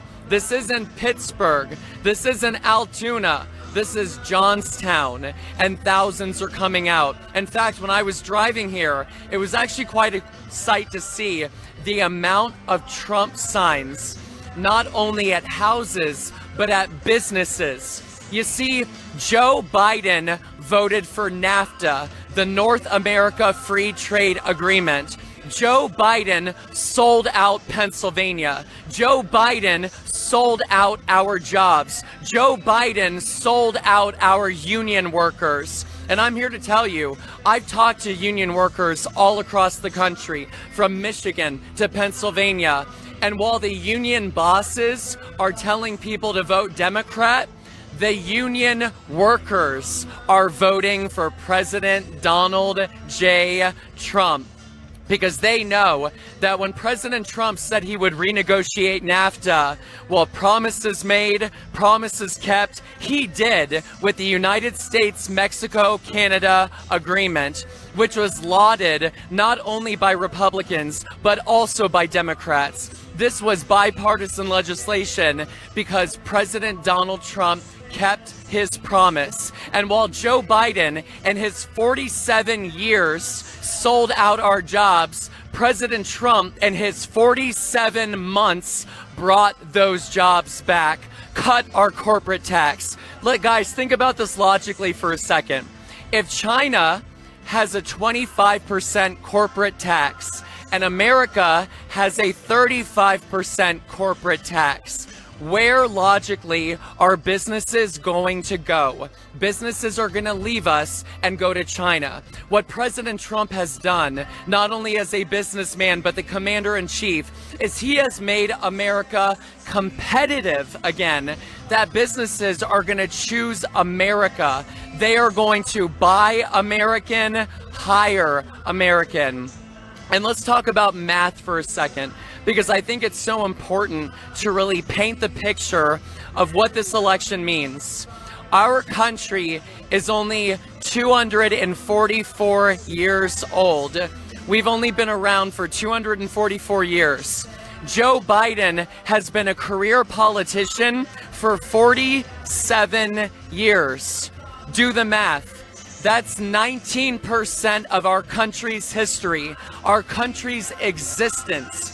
Joe Biden has been in power for 1/5 of America's existence. What does he have to show for it other than voting for war? What does he have to show for it other than voting to send our jobs to other countries? What does he have to show for it other than calling the black community super predators? Joe Biden is wrong for America, and it hasn't taken 47 years for us to figure that out. And 47 months, we found out that we need another 4 years of President Donald Trump. If you want better trade deals, if you want to support the black community, not burn down black businesses, if you want school choice, if you want fewer taxes, if you want a secure border, if you want to support our police, not defund our police, if you want law and order, then you make a plan, you register to vote, and you vote for Donald Trump on Tuesday, November 3rd, 2020. Again, I already voted. I voted in person and early with my Trump shirt in Virginia. So if you live in Virginia, there is a statute that you can wear political apparel to the polls. Wear your Trump hat. Wear your Trump shirt. Wear your Trump shoes. Get your nails did Trump. And wear it proudly when you vote in person early in Virginia. Again, today, Texas, in-person early voting started again. Get out and vote for Ronnie Jackson. Get out and vote for Wesley Hunt. Get out and vote for Genevieve Collins. Get out and vote for John Cornyn for the United States Senate. We need that Senate to confirm Amy Coney Barrett. And let's talk about religion for a second, because as Americans, we have the First Amendment right to worship as we choose, with no judgment. We are free to worship as we please. The Democrats are attacking Amy Coney Barrett for being religious, for being a Christian, for being a Catholic.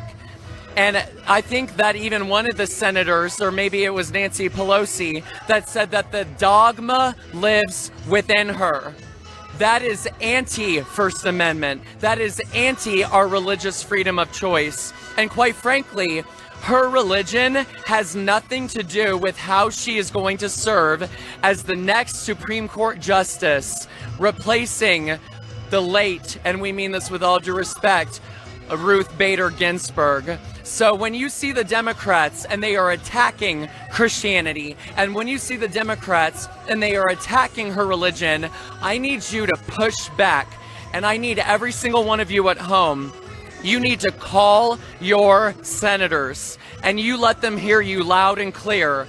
Confirm Amy Coney Barrett to the Supreme Court of the United States. And take it a step further.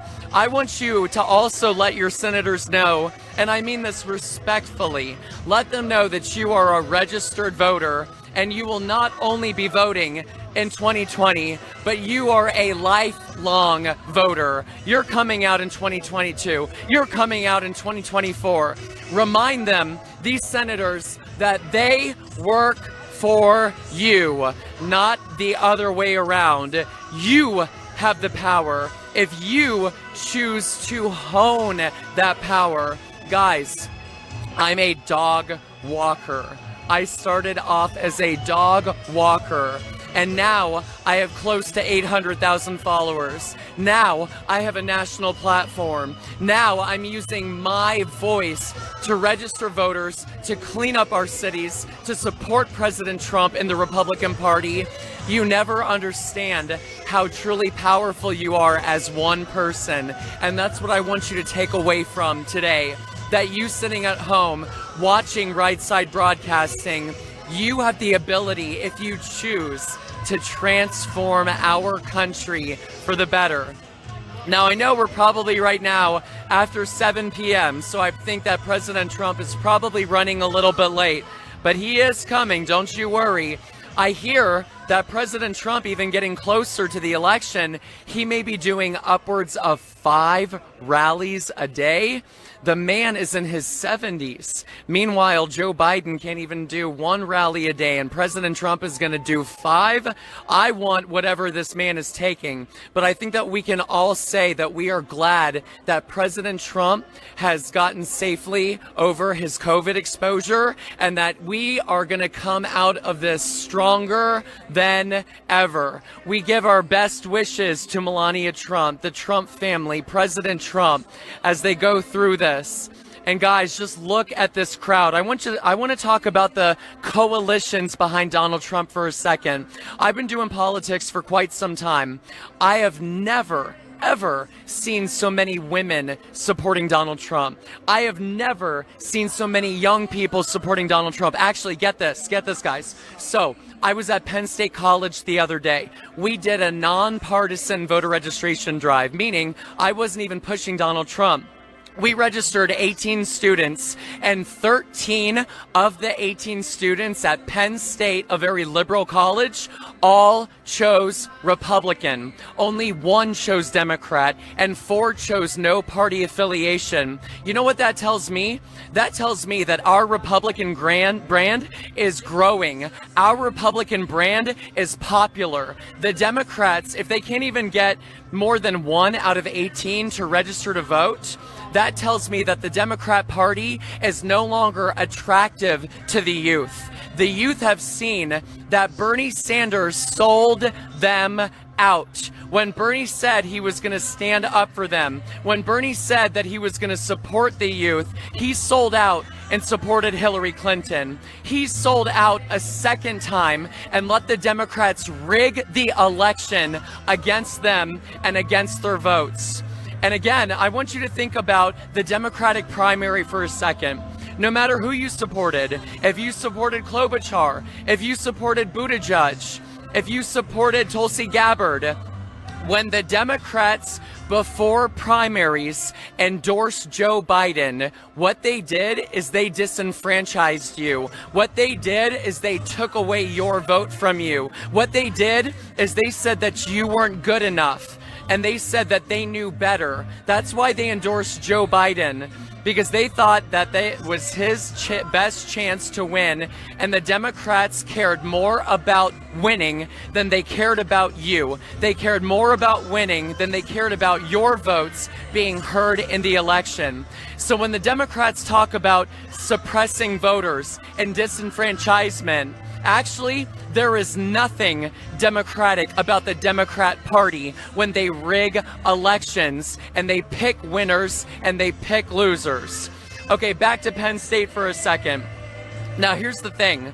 This school is all virtual. There's no in-person learning, and the students are angry. I want you to remember, if you're a student, if you're a mom, if you're a business owner, the Democrats shut you down. The Democrats took away your schools. The Democrats took away your businesses. The Democrats took away your freshman year at college. Never forget that Governor Newsom, Governor Whitmer, Governor Wolf, all Democrats, California, Michigan, Wisconsin, they are the reason why you aren't able to go to school. They have the power, but no, they believe it's better for you to stay at home than to get your education, than to get your business open. And think about single moms who don't have the luxury that they are working multiple jobs, that they can't be at home with their child all the time. The Democrats are hurting single mothers. They are taking away their ability to work and to earn and to put food on the table. Never forget that it's the Democrats who shut you down. So when you vote this November, you vote Republican, because Republicans are going to open your businesses. Republicans are going to open our schools. Republicans are going to get us back to playing football and to playing sports and to playing Little League.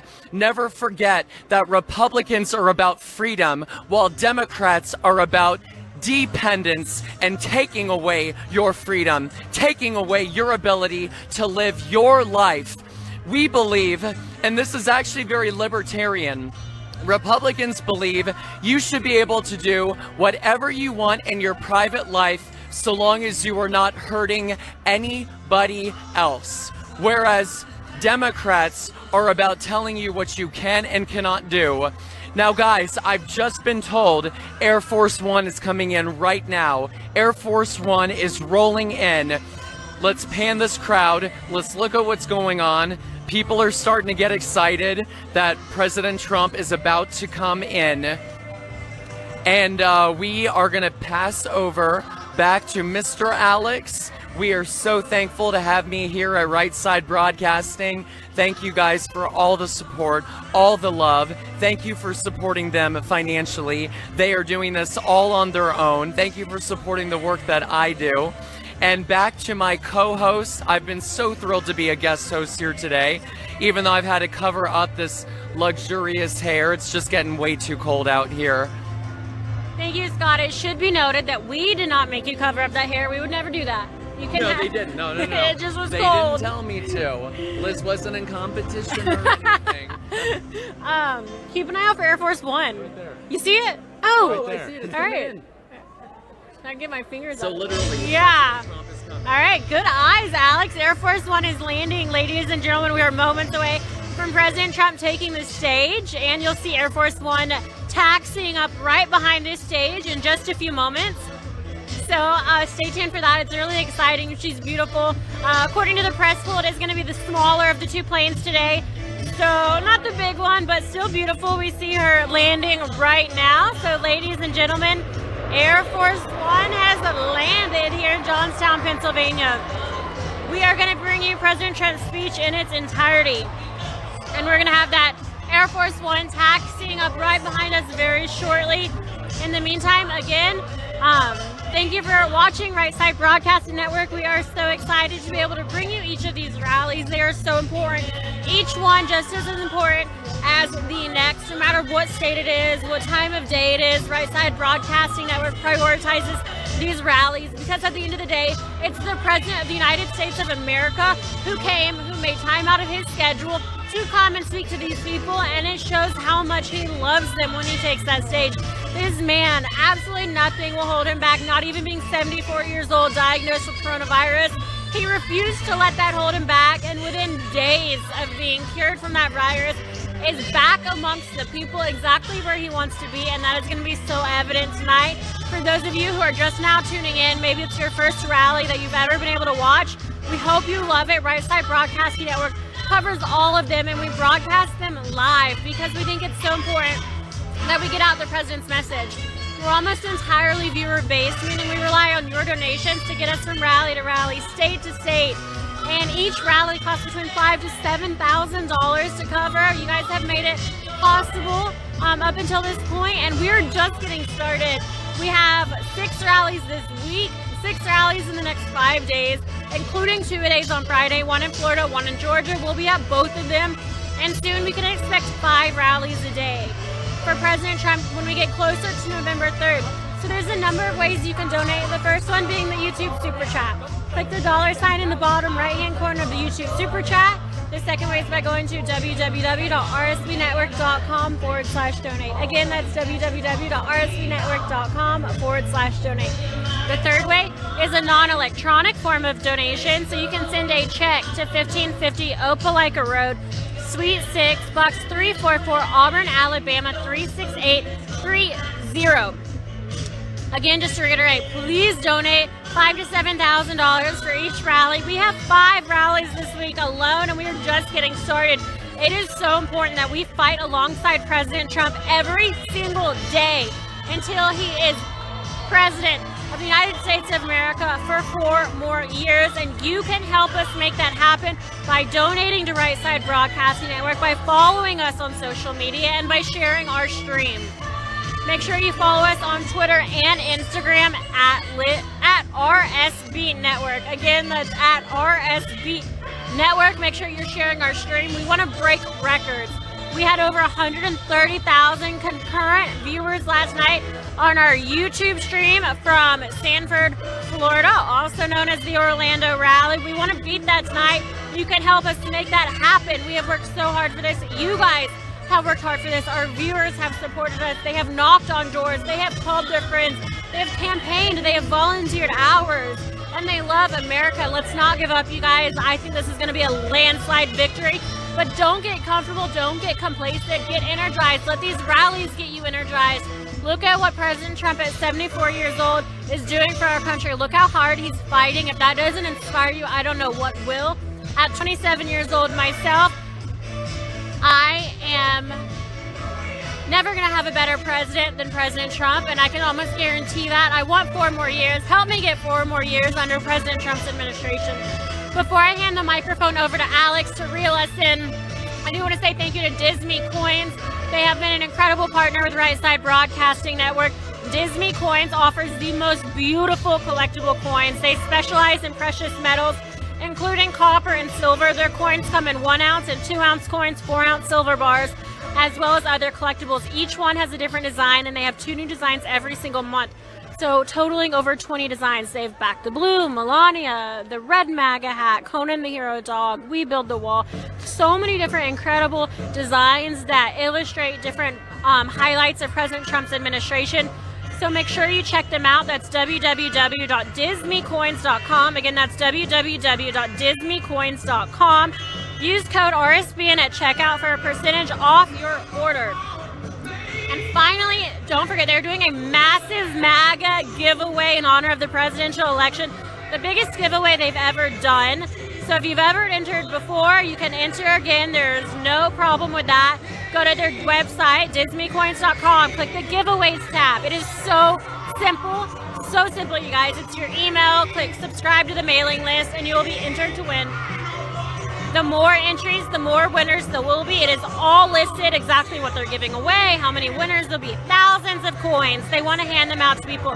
So check out all their coins and sign up for the giveaway at www.disneycoins.com.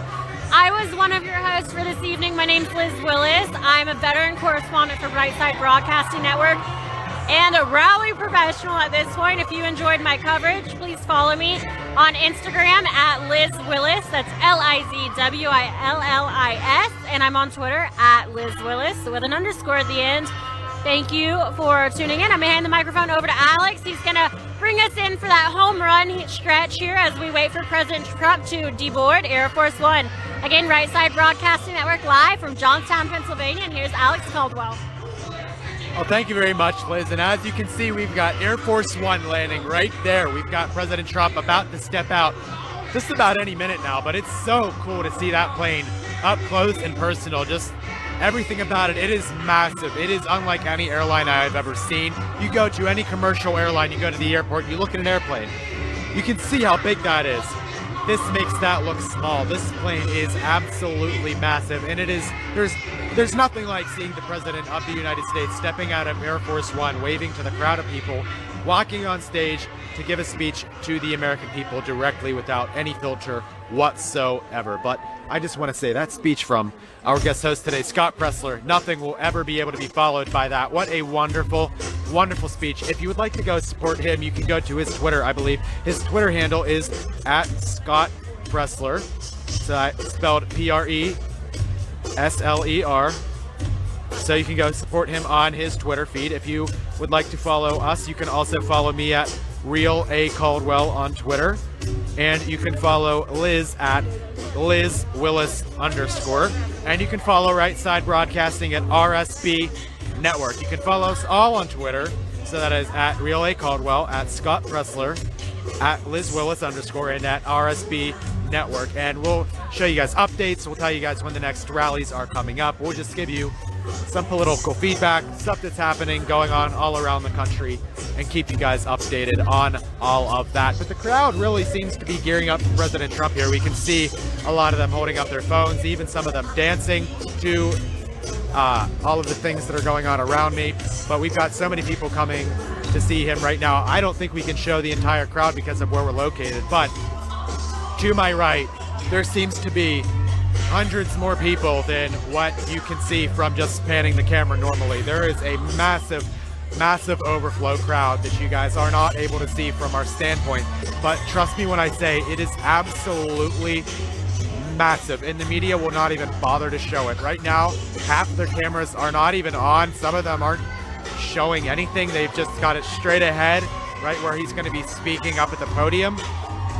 But they don't even bother to show it. And when he's going to call out the fake news at some point, as he typically does with his rallies, because they are fake. They deserve to be called out. But when he points them out, you're not going to see any of them turning their cameras. We're going to be the only ones who do it, as we always do. And hopefully that merits a retweet from him. It has in the past. And there's nothing quite like seeing Right Side be retweeted by the President. It is miraculous, in my opinion, but it is so fantastic. And we've got people still coming in to see this President. We've got people coming in from the left and the right in terms of directions, but we've got so many people still pouring in, and we've got so many people ready to see him. I don't see an empty seat in here. If you were here right now, you would be standing neck and neck with people. You'd be standing shoulder to shoulder. Probably wouldn't be able to sit down because everybody would be standing up around you taking pictures of the President. But it is absolutely packed. There is not an ounce of space. We have got at least several thousand here. Anywhere from 3,000 to 4,000 in my opinion, and I could be underestimating it. I could just be very, very low in that. We've got thousands of people at this peaceful protest, as we like to call it here at RSBN, so that we are adhering to Governor Wolf's rules of not having rallies of more than 250. But so many people right now, people leaning on each other, people trying to get their cameras over the other. A lot of people ready to see the President. We can see the stairs pulling up to Air Force One, getting ready to let him out from his door. But it is going to be a crazy and amazing speech nonetheless. And when I say crazy, I mean crazy in a very, very cool way. Because when the President speaks, everybody listens, and nobody speaks while he's speaking until they start chanting USA, USA, or lock her up. But those do merit the chants. But so many people, you know, the media always says he has no enthusiasm. He has no support. He's polling 13 points behind in Pennsylvania. And then you look at the crowd, you look at where the enthusiasm is. I live in Pennsylvania. I live towards this area. And you drive through, you see Trump signs everywhere. For every 100 Trump signs, you see one Joe Biden sign. There is not a lot of enthusiasm for Biden here at all. There's almost absolutely none. And as Scott was saying, Biden and Harris had a joint rally in Arizona, a joint rally. So it should have been a large event. You should have had a lot of people there. No, nobody showed up. Not one person showed up. Nobody even knew it was an event for Biden. Nobody knew because nobody was there. When President Trump was in the hospital, he's in his hospital bed with COVID, battling COVID. He's not doing an event. He's not even outside. He's not coming outside. He's not making hundreds, if not 1,000 people outside of the hospital waiting for him to come out. Or not even waiting for him to come out because they didn't even know he was going to. They're just there for him. They're there for him because they support him. They're trying to show their support for their president. You wouldn't have that with Joe Biden. That wasn't even a rally. You had people out supporting him. It's something that wasn't even a rally. And yet, you don't have a single person show up for Joe Biden's rally. I was in Scranton a few weeks ago. It was an event. It was for union workers. I was there. President Trump was delivering a speech. It was not a rally. It was just a speech to a few workers. And you had hundreds, if not a 1,000 supporters outside who knew they weren't going to get in, but they came anyways. They were outside because it was a private event. Just there. Just to show that the support for him isn't gone. That he has love. That he has support. And that's exactly what he does have. He has more enthusiasm than any candidate in our lifetime. Obama had less support than he does in terms of crowd sizes. I mean, you look at this crowd. You didn't see this at an Obama event. Obama had a lot of people, but he didn't have this. Hillary didn't have nearly, not even close to this. She didn't have one of these bleachers full of people. Biden doesn't even come close. Hillary's rallies make Biden rallies look even worse, considering how many people went to Hillary rallies. Virtually none. And Hillary won the popular vote. And you know what's going to happen? I think Trump has a good shot at winning it because right now, his polls, he's doing better than he was against Hillary. His crowd sizes, I think, are bigger than when he was against Hillary, and Biden's crowd sizes are smaller. You know, at least Hillary had some enthusiasm because a lot of people said, well, we could have the first female president. Biden doesn't have that. Biden has no enthusiasm whatsoever. He has a small base of people who just don't like Donald Trump and will never vote for him no matter what. No matter how much logic and common sense you show them, they'll never vote for him. They're closed-minded. They'll never bother to vote for him. But you've got all of these people here. Many of them were former Obama supporters, I'm sure, because Pennsylvania went to Obama by over 10 points in 2008. He won it by about 5 or 6 in 2012. And then President Trump won it by 1. So from 2008 to now, an 11-point swing. An 11-point swing. And a lot of those voters, I believe, are just fed up with the status quo. They weren't seeing anything get better under Obama. Nothing got better under Obama. Obama said he was going to help everybody out. He's going to bring all their jobs back. He's going to let them be healthy. He's going to pass Obamacare. It's not going to cost them anything. And then everybody saw their premiums double, even triple, or more in some cases. You had to pay out of pocket. You had to pay the individual mandate also, which you have to pay for the privilege of not having to pay for health care. Quite asinine. And manufacturing jobs sold out to China, put overseas. And President Trump has brought them back. Obama said he couldn't. He said he'd need a magic wand to bring them back. And they're back. We've seen more manufacturing jobs now than in a long, long, long time. We've had a recovering economy. Under Obama, our economy was in shambles. If you look at the stock market, its worst day during COVID was Obama's best day when he was in office. That was our stock market. Those were your 401ks. That was the state of things. And they always like to say, well, Obama had low unemployment. It was in 4 or 5%, which is true. But also under Obama, you had a record amount of people leaving the workforce, which artificially made the unemployment number a little bit lower. Under President Trump, we've had a lot of people going back into the workforce. The workforce is growing and growing and growing. And right now, we're facing tough times. Americans are having a really hard time right now, a lot of them. That's not because of President Trump, but he is helping to help. He's helping them tremendously. A lot of their jobs coming back, unemployment going way, way, way, way down. Now, I'm going to talk to you guys a little bit about donations right now because I got to make sure that our company is left alive, because who else is going to show you these crowd sizes? Who else is going to tell you what happens? Who else is going to film the president without editing what he says to fit some kind of a narrative? And if you want to help us out, you can go to rsbnetwork.com/donate. Now, if you can't get through because sometimes there is a decent amount of traffic trying to go through the website, please come back later and please donate to us through our website. That is rsbnetwork.com/donate. You can also donate in the YouTube live chat as well, but keep in mind, YouTube takes 30% of all donations that are donated through the live chat. So if you would like that 30% to come to us, you can donate through our website. You can also donate by mail. Here's the president. Donald J. Trump. And I'm proud to be an American, where at least I know I'm free. And I won't forget the men who died, who gave that right to me. And I gladly stand up next to you and defend her still today. 'Cause there ain't no doubt I love this land. God bless the USA.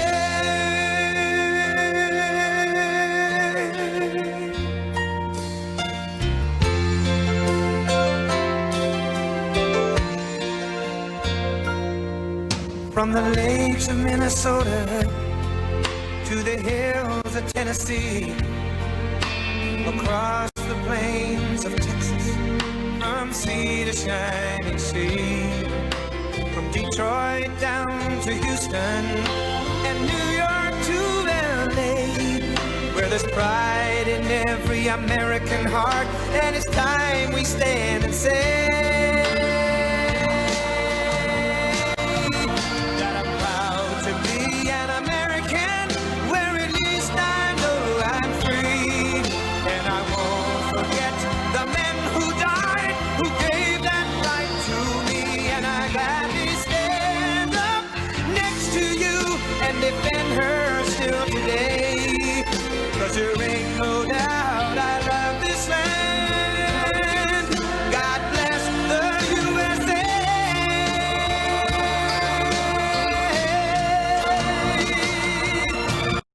And I'm proud to be an American, where at least I know I'm free.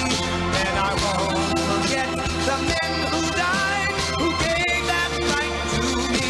And I gladly stand up next to you and defend her still today.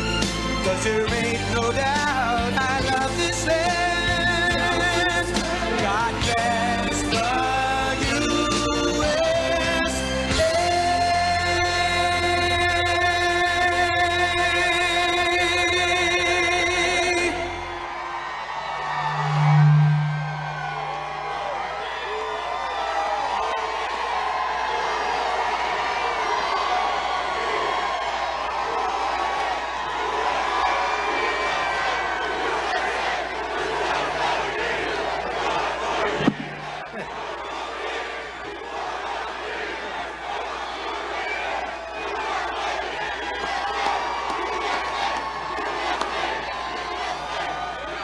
Hello, Johnstown. Thank you very much. This is going to be a great evening.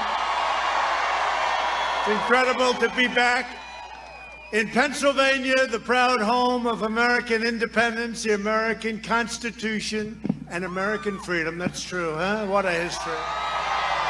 And 21 days from now, we're going to win the Commonwealth of Pennsylvania, and we're going to win 4 more years in the White House.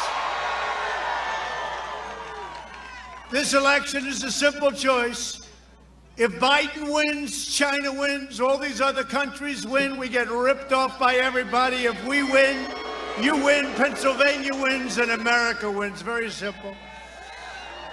For years, the selfish and corrupt political class betrayed the people of Pennsylvania, you know that, and the people of our country. Career politicians like Joe Biden lied to you. I don't think he knew he was even lying. You want to know the truth? He's gone. He's shot, folks. I hate to tell you, he's shot. He abused you, he crushed you, your dreams, and outsourced your jobs to China and distant lands all over the world. As a Senator, Biden's last American trade policies were a total disaster. They dismantled your steel industry and decimated entire towns in your area. And we brought back steel. And we put tariffs on steel. And we stopped dumping steel and aluminum. As vice president, he closed down 10,000 factories while raking in cash from corporations that moved jobs overseas. And his family got rich. You know that. How did Hunter make $3.5 million from the mayor of Russia, mayor of Moscow's wife? How did that happen? So you have the mayor of Moscow, got a wife, gave Hunter $3.5 million. I wonder what he did for that money, huh? The fake news, they refuse to talk about it. They don't want to hear about it. Biden's a servant of the radical globalists, the wealthy donors, the big money special interests who shipped away your jobs, shut down your factories, and you know it because you really suffered right in this area, threw open your borders and ravaged our cities while sacrificing American blood and treasure in these ridiculous, endless foreign wars. They're all coming back home. Don't worry, they're all coming back home soon. They're already on their way. They've been on their way for a long time. In 2016, Pennsylvania voted to fire this failed and decrepit political establishment, and you elected an outsider as your president to finally put America first. That's what we did.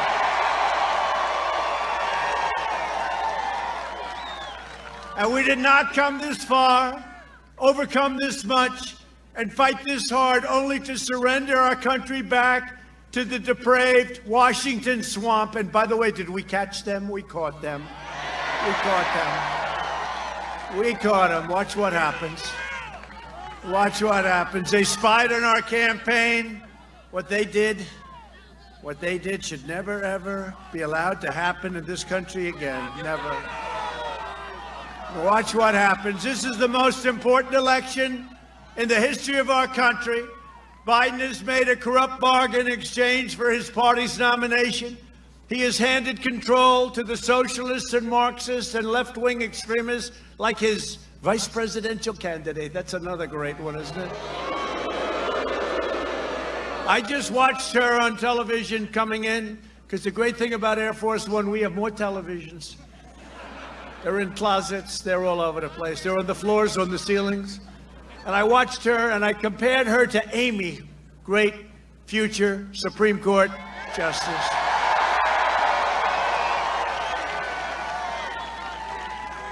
And I will tell you, Amy's made a great impression.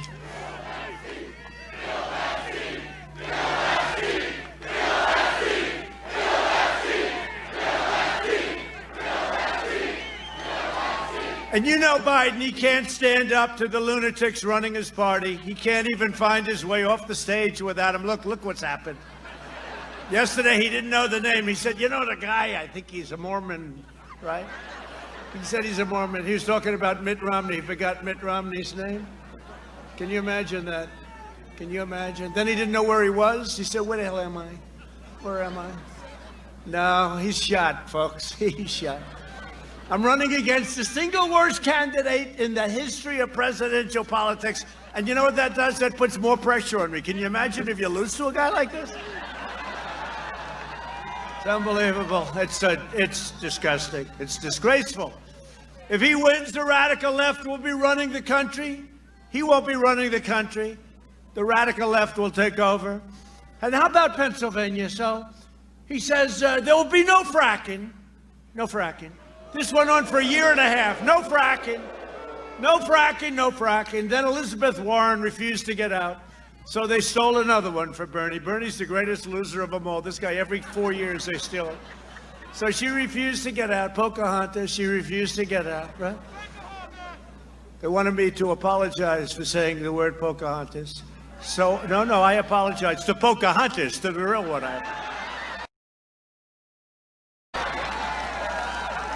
No, you wouldn't get out, and she took enough votes away, and Biden won Super Tuesday. That shouldn't have happened. But if I don't sound like a typical Washington politician, fortunately, that's because I'm not a politician. I'm not a politician. But think of it, you talk about politicians, no fracking for a year and a half, right? And then he goes to Pennsylvania and says, no, they'll be fracking. Like nothing happened. Can you imagine if I did that? No fracking, no fracking, no fracking. I'm the opposite, by the way. No fracking, no fracking. Then you win and you go, got to go a little to the other direction, a little bit to the right, although he actually went further left, which is sort of an amazing thing. But all of a sudden he comes out in favor of fracking. And let me tell you, it's always the first thing that turns out to be true, okay? They will lose, you will lose in Pennsylvania 1 million jobs. There will be no petroleum products. There will be no fracking whatsoever. And did you see his party now is really angry at him because he's saying maybe there'll be fracking. It's a very conditional, it's a very weak. But with me, you're going to frack. You're going to frack. And you're going to keep your energy low, and we're independent. We are now energy independent, first time ever. So if I don't always play by the rules of the Washington establishment, it's because I was elected to fight for you, and I fought harder for you than any president has ever fought for their people. Right now, I'm fighting to eradicate the virus, rebuild the economy, and save our country from the radical left. And that's a big thing, saving it, because these people, this will end up being a large-scale version of Venezuela if they get in. They don't have water, they don't have medicine, they don't have food, they don't have anything. Despite everything they've thrown at us, we've done more in the first 3.5 years than any administration in history, and the best is yet to come. It's true.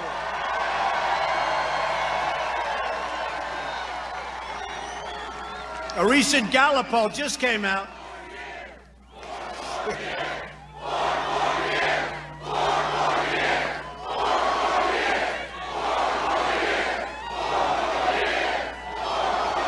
Thank you. A Gallup poll just came out that found that 56% of Americans say they're better off today than they were under Sleepy Joe and Obama.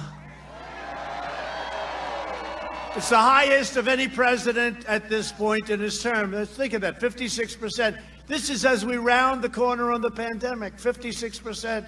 They were much, much lower. Just remember this. If they were any good, I wouldn't have run for president. But they were no good. They did a horrible job. They did a horrible job. Yesterday, Biden told those 56% of Americans that they probably shouldn't vote for him. And for once, I agree with Joe. Did you hear he said, you shouldn't vote for me, He has no idea what he's saying. How the hell do you lose to a guy like this? Is this possible? Oh, I'll never come to Pennsylvania again. I love this place. They say he was born in Scranton, but he left. He left. He abandoned you. He didn't. He said, give me a break. Thank you. I love you too.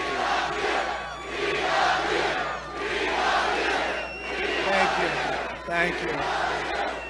Thank you. By the way, there's a lot of people here tonight. A lot of people.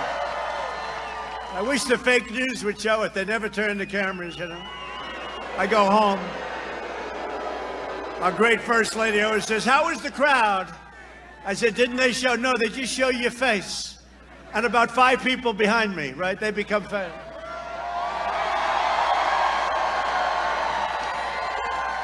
Why don't you show the crowd, though? Why don't you do yourself a favor? Show the crowd. Go ahead.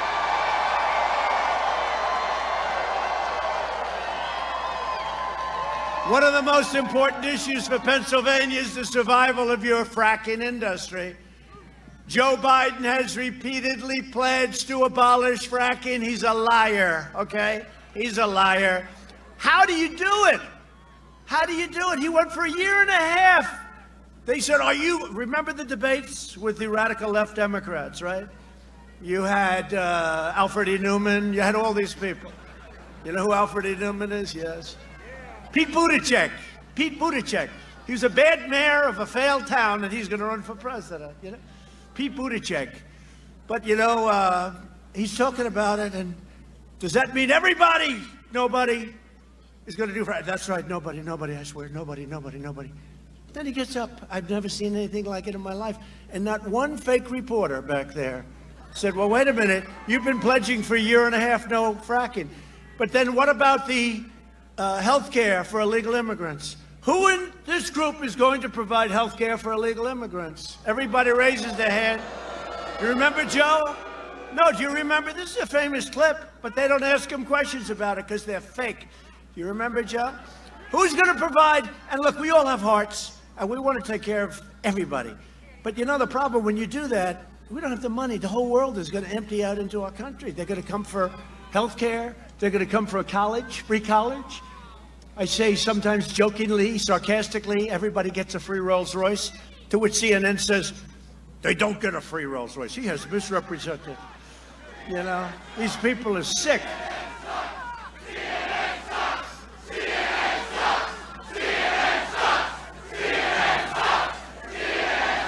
Everybody gets a free Rolls Royce. They don't get a free Rolls Royce. The president has misrepresented. Oh, they are sick people. But think of it. So remember when Joe, and they said, raise your hand if everybody's in favor of free everything, right? Free everything, but free health care for illegal aliens. And Joe goes like, he had no idea what the hell he was doing, folks. He has no clue. And he's not a nice guy. You know, just so you understand, not a nice guy. If he was a nice guy, I wouldn't hit him like this, but he's not a nice guy. He's a bad guy. He's always been a dummy, but he's never been, no, in his best of years, he was considered a dumb guy. When asked about fracking, Biden said he would sure, absolutely make it, we will eliminate it. That's what he said. Those are the exact words. And then he said it 19 different times. And one day he said, I never said that. It's incredible. And they don't question him. I couldn't get away with it for a minute. Not for a minute. Did you see the town hall he had with NBC? That was a town hall for a child. A young child. Barron Trump. Actually, Barron's far too advanced for that town hall. That was a town hall. Lester Holt. That was a beauty, right? That was some town hall. And they said, yes, we have a random sampling of people. Yeah, all Trump haters, right? What a group of people. But he raised his hand. He said, illegal immigrants will get health care. Now, people don't realize what that means. That means your Social Security goes down the tubes, your country goes bankrupt, you know, the whole thing is a disaster. But he raised his hand. Now he's trying to say he didn't do it, and they don't call him out because they're fake. His radical left running mate, who I just watched on television, she is so pathetic, is a co-sponsor of the socialist Green New Deal, which eliminates all fossil fuels. She's having a hard time getting out of that one. Did you hear the other day she actually came out in favor of fracking? It was like, yeah, I think so. She's further left than Bernie. Did you see Bernie? I thought was the furthest left in the Senate, because you don't get too much worse, right? Then you go, instead of socialist, you go to the C word, right? She's further left. She is considered further left than Bernie. This is, and you know, they're looking at, when Nancy Pelosi does the 25th Amendment, she's doing it for Biden. You do know that, right? Because they want to get Biden out, and that won't be hard. But at this very moment, Biden's website includes a pledge to mandate net zero carbon emissions, which means fossil fuel, coal, everything is gone, and it's gone soon, okay? And with that goes our economy, and with that goes our country. The Democrat Party hates fracking, they hate coal, they hate clean, beautiful coal. I see what they do with coal now. They hate domestic energy production. And Biden will shut you down. He wants to shut you down just like your governor's got you shut down right now. They better open up your state. Did you see the World Health Organization yesterday? They said Trump was right. They said you can't make the cure worse than the problem itself. I've been saying that for a long time. And we did the right thing. We saved 2 million lives. They said 2.2 million people. We saved 2 million lives. And, we get nothing. And I'll tell you what, we have the vaccines are coming soon, the therapeutics, and frankly, the cure. All I know is I took something, whatever the hell it was, I felt good very quickly. I don't know what it was. Antibodies. I don't know. I took it. I said, I felt like Superman. I said, let me at him. No, and I could have been here 4 or 5 days ago. It's great. We had great doctors. I want to thank the doctors at Walter Reed and Johns Hopkins. Great doctors. One great thing about being president, if you're not feeling 100%, you have more doctors than you thought existed in the world. I was surrounded with like 14 of them. Where are you from? I'm from this one. Where are you from? I'm from Johns Hopkins. I'm from Walter Reed. But what great talented people. They did a great job. And thank you. And while I'm president, America will remain the world's #1 energy producer, with Pennsylvania workers leading the way, and that's what's happening. You're leading the way. You had the best year in the history of your place. It's a history of, if you look at the Commonwealth of Pennsylvania, you never want to say state. Don't ever say state. Actually, nobody cares but them. But, I'm just saying, let's say Pennsylvania. You got 2 of them. You know that, right? The Commonwealth, the great Commonwealth of Pennsylvania. I went to school here. Probably spent more time here than Sleepy Joe, in all fairness. I went to school here. But we're putting our great coal miners back to work. Joe Biden and the Democrat socialists will kill your jobs, dismantle your police departments. You see that happening. And we've got, did you see in the debate the other night, I said to him, name one law enforcement agency, just one, in the whole country that supports you. He couldn't do it. Then Chris Wallace bailed him out. Then I say, how come you got the 3.5 million from Russia? And they bailed him out again. He was choking like a dog. They bailed him out. But they want to dissolve your borders. They don't want borders. They want to have open borders, release criminal aliens, raise your taxes, confiscate your guns, get rid of your Second Amendment. I mean, here's one that's incredible. Destroy your suburbs. Okay, so they talk about the suburban women. And somebody said, I don't know if the suburban woman likes you. I say, why? But we had this. I love you too. They said they may not like the way you talk, but I'm about law and order. I'm about having you safe. I'm about having your suburban communities. I don't want to build low-income housing next to your house, okay, if that's okay. And I ended the regulation, the rule that made the zoning so impossible that you had to destroy your communities. And then I hear the suburban woman. I think that the suburban woman, and I used to say suburban housewife, I used to take heat, but I said, does anybody care? Do you care if I say suburban? No, they're all going, no. Again, the only one cares is them. Trump said suburban housewife, but I didn't say it because I don't. You learn very quickly. But suburban women, they should like me more than anybody here tonight because I ended the regulation that destroyed your neighborhood. I ended the regulation that brought crime to the suburbs. And you're going to live the American dream, and that's what you're going to do. And remember this, 29% of the people experiencing the American dream in the suburbs happen to be minority. And you don't know that, but 29%. And we're doing this for everybody. We're not doing it one way or the other. We're doing it. And I ended it. They said, sir, we can amend it. I said, no, I don't want to amend it. I want to end it. It was a horror show. And this loser, Cory Booker, is the guy that's going to be in charge of the program. The guy's a stone-cold loser. 1%. He got 1%. He ran. He was going to be great. 1%. Every week. He was like her. Down, down, down. They should have picked him. But no, he'll be in charge of your suburban. So can I ask you to do me a favor? Suburban women, will you please like me? Remember? Please. Please. I saved your damn neighborhood, okay? The other thing, I don't have that much time to be that nice. I can do it, but I got to go quickly. We don't have time. They want me to be politically correct. Oh, yes, let's discuss it. Let's talk about it over the next 10 years. No. No, we saved we saved suburbia in the U.S. I got rid of a regulation that was a disaster. and it was very unfair, and you've been reading about it for a long time. It's been going on for a long time. It became much worse under Obama and Biden. I got rid of it, and I had a choice. Even my own people said, "You never get rid of it, sir." I said, "I want to get rid of it." "Well, why don't we just amend it?" I said, "I don't want to amend it. I want to get rid of it." Get rid of it. Okay? And I think we're going to see that the women really like Trump a lot. That happened last time, remember? Remember 4 years ago? 4 years ago, they said, women will never vote for him. I said, why am I so bad? They say, the women will never vote. Then I got 52%. They said, what the hell happened with the women? Except this time, see, this is much easier. Because then I was a developer. I was doing great. Everything was nice. But I had never done this before. I came in. I said, I'm going to rebuild our military. I'm going to cut your taxes. I'm going to cut your regulations. I'm going to get you this. I'm going to get you that. I'm going to take care of our vets. I mean, I did things that, frankly, I never even talked about, like Space Force. I never talked about Space Force. The wall is almost built. You know, the wall is up to 392 miles. It's almost built.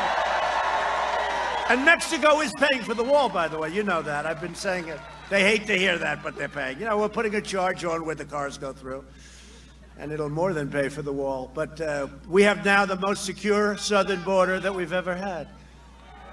And I want to thank the president of Mexico. They have 27,000 Mexican soldiers on our southern border stopping people from coming into the U.S. illegally.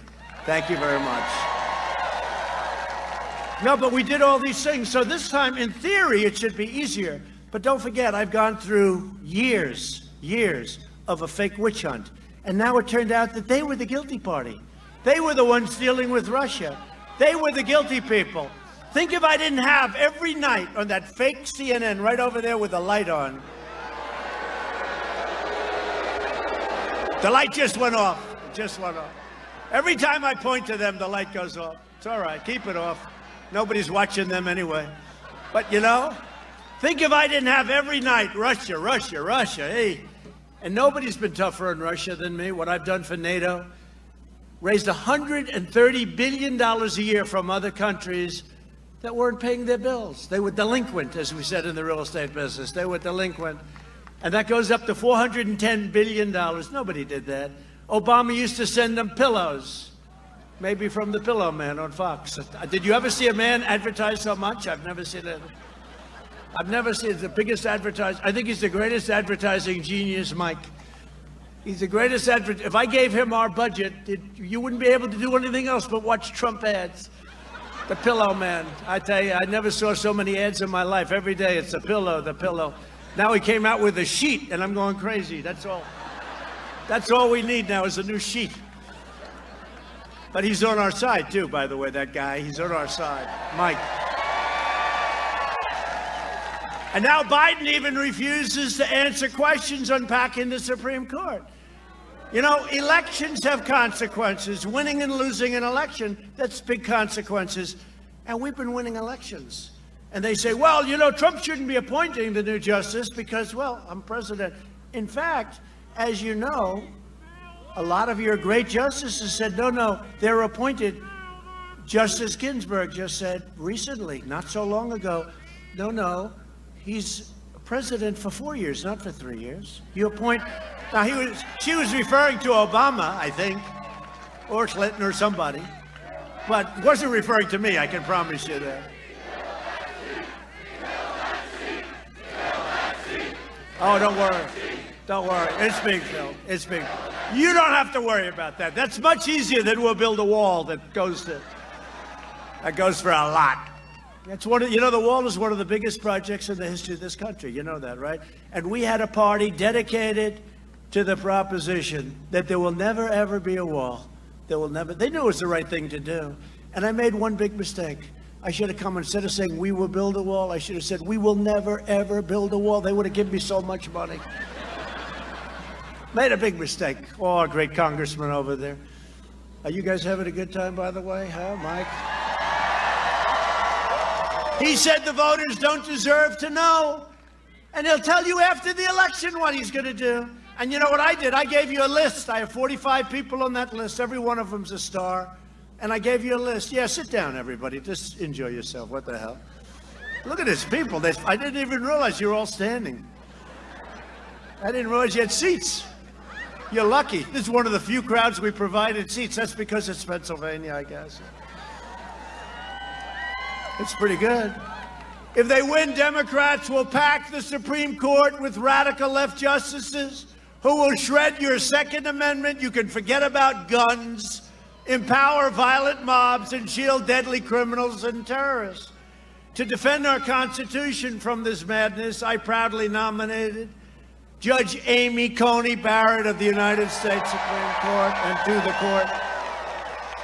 She'll be a great justice of the United States Supreme Court. She's done so well. I really found it fascinating today. You know, I don't have too much time. I tried to watch as much as I could. She was great. The radical left is hell-bent on destroying everything we love and cherish. They're enraged and unhinged, and they are going crazy. You know, think of it. Very many, presidents never have anybody to appoint. I will have, by the end of the first term, almost 300 federal judges and 3 Supreme Court justices. Their heads are exploding. I hope they're happy. They want to cancel you, shame you, and persecute you. That's what they want to do. They want to shame and this whole cancel culture thing, Now they're after Abraham Lincoln. They don't like Abraham Lincoln. No, he wasn't too good, was he? I said this 3 years ago. Remember when they took down a couple of statues of people you never heard of, a Confederate soldier, somebody else, somebody? I said, oh, really? The next will be Robert E. Lee. The next will be Abraham Lincoln. The next will be George Washington, and everybody laughed. They said, oh, the president is so funny. I said, I'm not being funny. These people are sick. These people, they want to take away your heritage. And by the way, are there any Italians in the room? Okay. Well, we are protecting the legacy of Christopher Columbus, okay? The Italians are tough. I love the Italians. So they were going to rip down the statue of Christopher Columbus in New York. You saw that, right? And all of a sudden, a group of Italians circled around the statue, and they were having pretty tough things in their hand, I must say. And it was amazing how those people that wanted to rip it down disappeared very quickly. So the Italians, let me tell you, Christopher Columbus will always be here on my watch, that I can tell you. Now, I had people the other day, they wanted to wish me happy Columbus Day. They were afraid. I said, why are you ashamed? No, say it. Happy Christopher Columbus Day. This is Christopher Columbus Day. It's Columbus Day. Okay? So Italians say, thank you, Mr. President. I appreciate it. I like you too.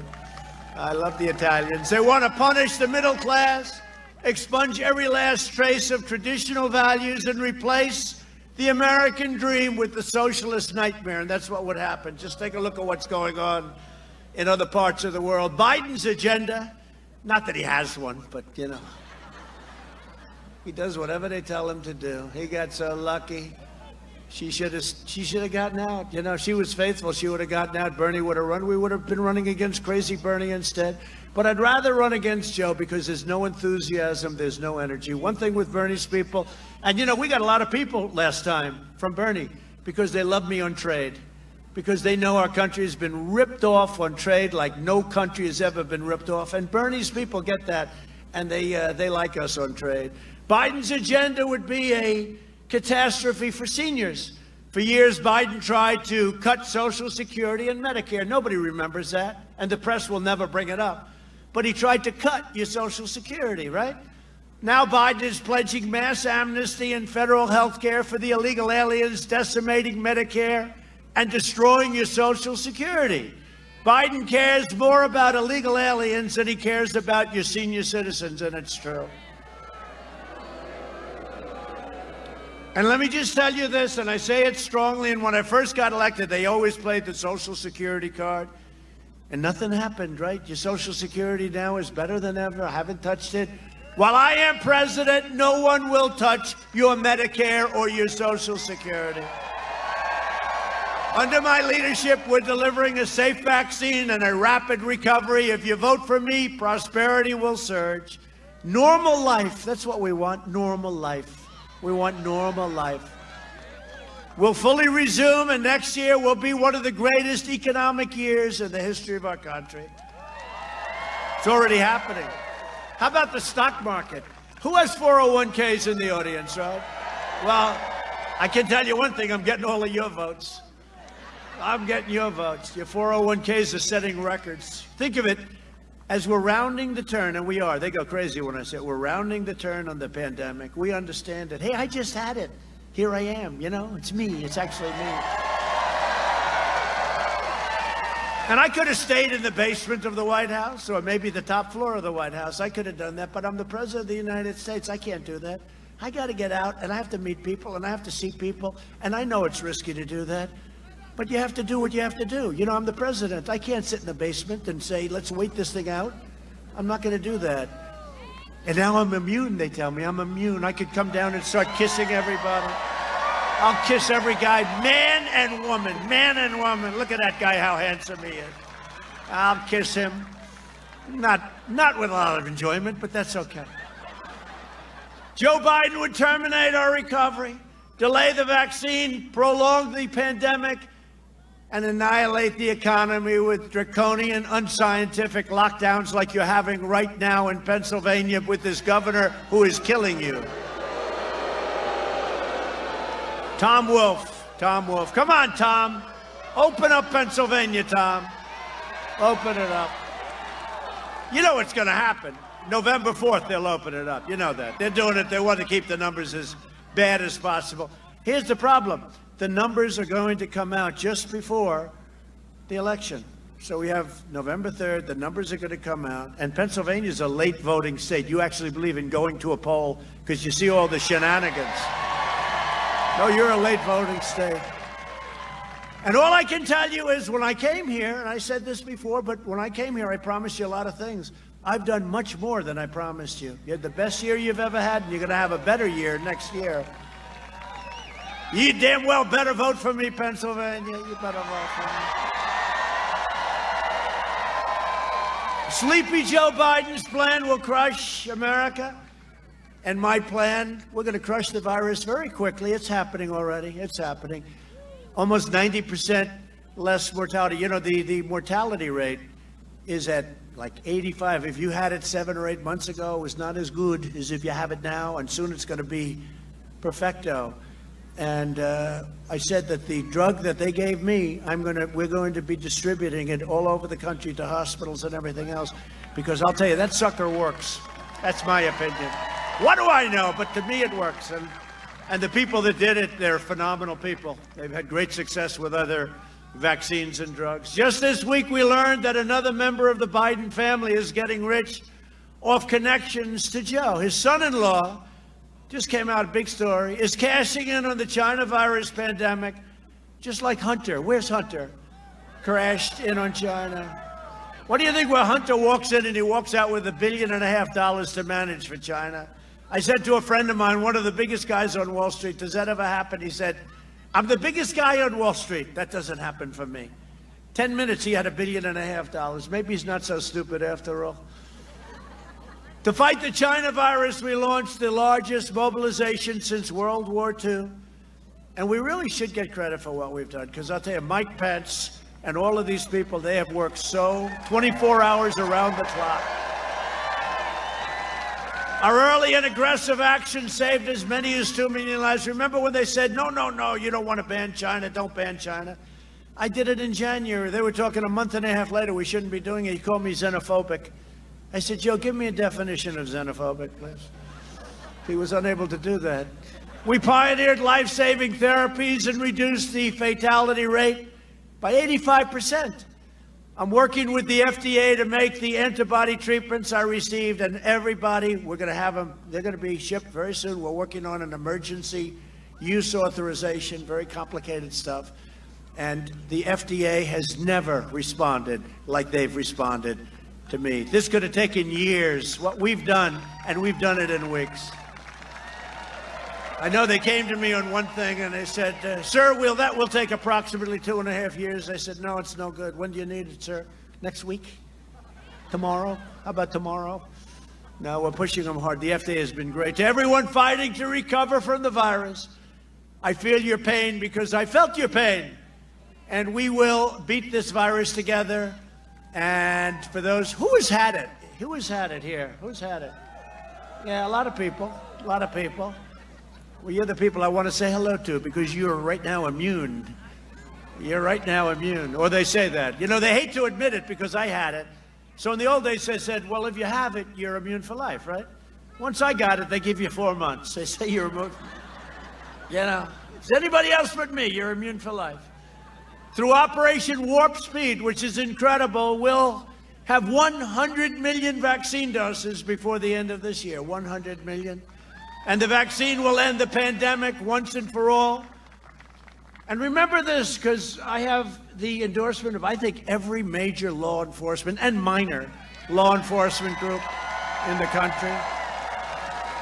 We have a lot of Democrats that left their party and they came over, law enforcement people. I can almost tell you by looking. Look at this group over here. I know the law enforcement people. Nobody's been better. We had all this surplus military equipment. Obama didn't want to give it out because he said it looked too militaristic. I said, no, I want to save lives, okay? It's defensive equipment. I want to save lives. And we gave out hundreds of millions of, it was sitting in warehouses all over the country, military equipment, and we gave it out. But there's nobody like the great men and women of law enforcement. Nobody. But this election is also about, look at that, whoa, whoa. See, they love you. See that? Wow, I didn't expect that. That's pretty good. Oh, that's great.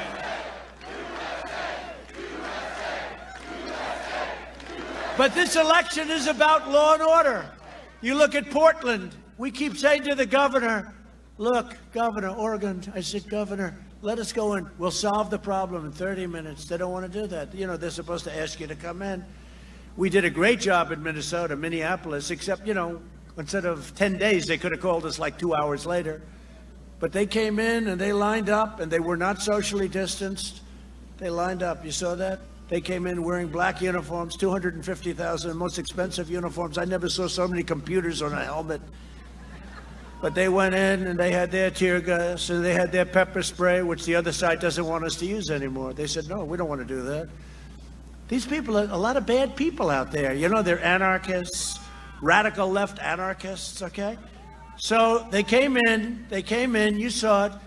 There was one person. I said, where are the rest? Then another one, then another one. Then I started getting off buses, wherever they, all of a sudden you had one line, two line, and they just started moving forward. That was the end of the problem. It ended within 30 minutes. It was over. It was over. And we'll do it wherever they want us. We'd love to go into Portland because those guys are bad news. We actually, you saw we sent in the U.S. Marshals, right? Because one man, horrible guy, shot somebody right through the head. Shot him in the middle of the street. A guy who wasn't hurting anybody. He killed him. 2 days went by, 3 days went by. I said, why the hell haven't they arrested him? And they knew who he was. And we sent in the U.S. Marshals. And in 15 minutes, it was all over. That was the end of it. That was the end of it. Biden, Harris, and the Democrat Party declared war on our police, okay?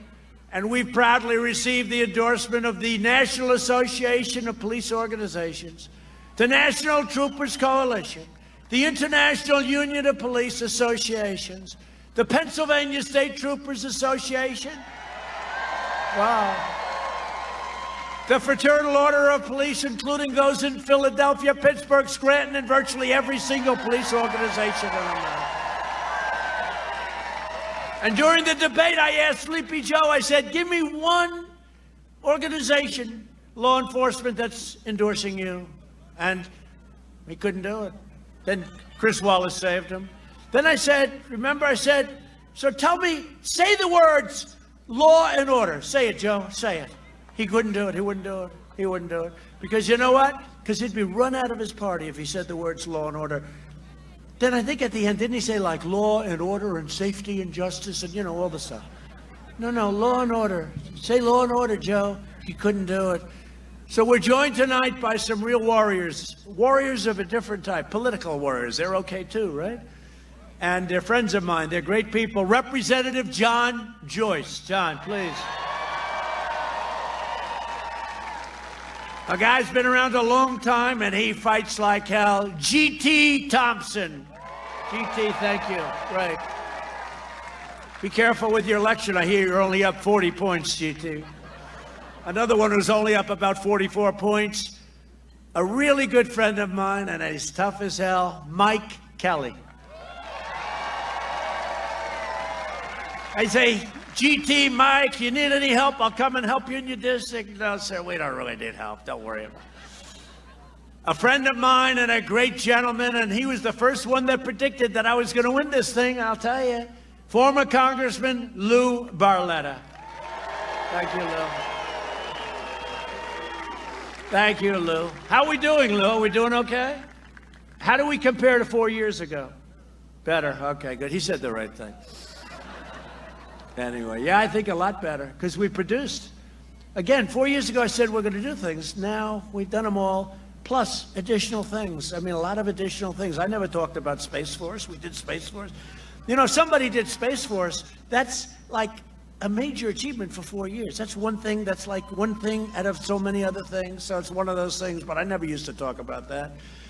And former chair of the Pennsylvania Republican Party, a friend of mine, a guy that knows more about Pennsylvania than any human being on earth, Rob Gleason.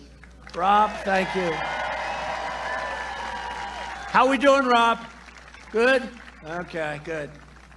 He said to me, another group came down, they didn't want his advice. They came down from Boston, and they put events all over the place. And he said, you're going to the wrong location. Anyway, they ended up losing big, right? But with us, we came to Rob, we say, where do you think the best places are? And we hit, and we agreed with you too. But Rob Gleason's been a fantastic friend. Thank you, Rob, very much for being here. Appreciate it. And with their help and your help, we are delivering for the American people like never before. Nobody's ever done what we've done in 3.5 years. No administration's ever done this the first 3.5 years. In my first 3 years in office, family income increased by $6,000, and that doesn't include energy, which I think is, you could double it up. More than 5 times the gains in all 8 years of the Obama administration. African American income grew 9 times more than it did under the last administration. Think of it. African American income grew 9, not 2, not 3, 9 times more. And these are out of the book. These numbers are out of the book. Real wealth for the bottom 50% grew nearly twice as fast as it grew for the top 1%. Hispanic family net worth increased by 64% in a short period of time. 64. We added nearly 600,000 manufacturing jobs, and we added 15,000 factories, and Obama said, you'll never produce manufacturing jobs. Remember? You need a magic wand. Well, we found the magic wand. We lifted 6.6 million Americans out of poverty, including over 1 million African Americans and more than 1.5 million Hispanic Americans. And we're doing great with both groups, and we love them. We love both groups. Thank you. Those are great numbers. After our tax cuts took effect, wages for the lowest income Americans grew twice as fast as those near the top. Think of that. You never hear that stuff. The big beneficiary were lowest income Americans. My policies have benefited those who need it the most. After the virus came in from China, and we had to change. We had to do things. This came out. It was a sudden, horrible thing. China should have never, ever let it happen. They should have never let it happen. We've seen the smallest economic contraction of any major Western nation by far, and we've seen by far the fastest recovery of any nation. In the past 5 months, we've created a record 11.4 million jobs. That's American jobs. That's the fastest ever recorded. Job growth has been 23 times faster than the first 5 months. Think of this. The first 5 months of the Obama-Biden recovery. 23 times. We cut unemployment rate in half. Under Biden, it took 30 months to recover more than half the jobs lost in the crisis. We did it in 5 months. So we're talking about numbers that nobody can even believe. Home builder confidence has reached an all-time high. We're in a pandemic. Reached an all-time high. manufacturing optimism has doubled. Consumer confidence, which just came out, has surged nearly 20%, and small business confidence is now higher than any time in the entire decade preceding my election. Think of that. And we're rounding the turn on a pandemic. We've spent the last 4 years reversing the damage Joe Biden inflicted over the last 47 years. He made every bad deal in the book. And by the way, if you look at the H1N1, you know, he calls it the N1H1, right? I said, no, H. Here's the way you remember it, Joe. H comes before N. He goes, the N1H1, whatever it's called. What was his name again? The senator, maybe he was a governor. Yeah, Romney. Oh, that's right, it was Romney. It's amazing, you know, amazing. And he gets away with that stuff. You only see it, you only see it on the internet. They never report it. They should report it. They're doing this country a great disservice by not reporting it. But Biden supported NAFTA, TPP, and China's entry into the WTO, which is one of the worst things that ever happened to this country. For half a century, Biden twisted his blade into the heart of the American worker. He should not be asking for your votes. He should be begging for your forgiveness. He did a rotten job, okay? Did a rotten job. For decades, our politicians spent trillions and trillions of dollars rebuilding foreign nations, fighting foreign wars, and defending foreign borders. But now we're finally protecting our nation, rebuilding our cities, and we are bringing our jobs, our factories, and our troops back home to the USA where they belong.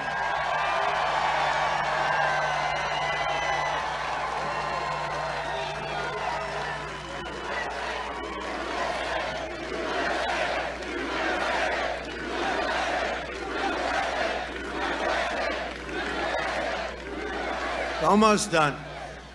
Syria, we're gone, except we kept the oil. Does anybody mind that I kept the oil? So we left some troops behind to keep the oil. With Iraq, we're almost out. With Afghanistan, 19 years in Afghanistan, 19 years.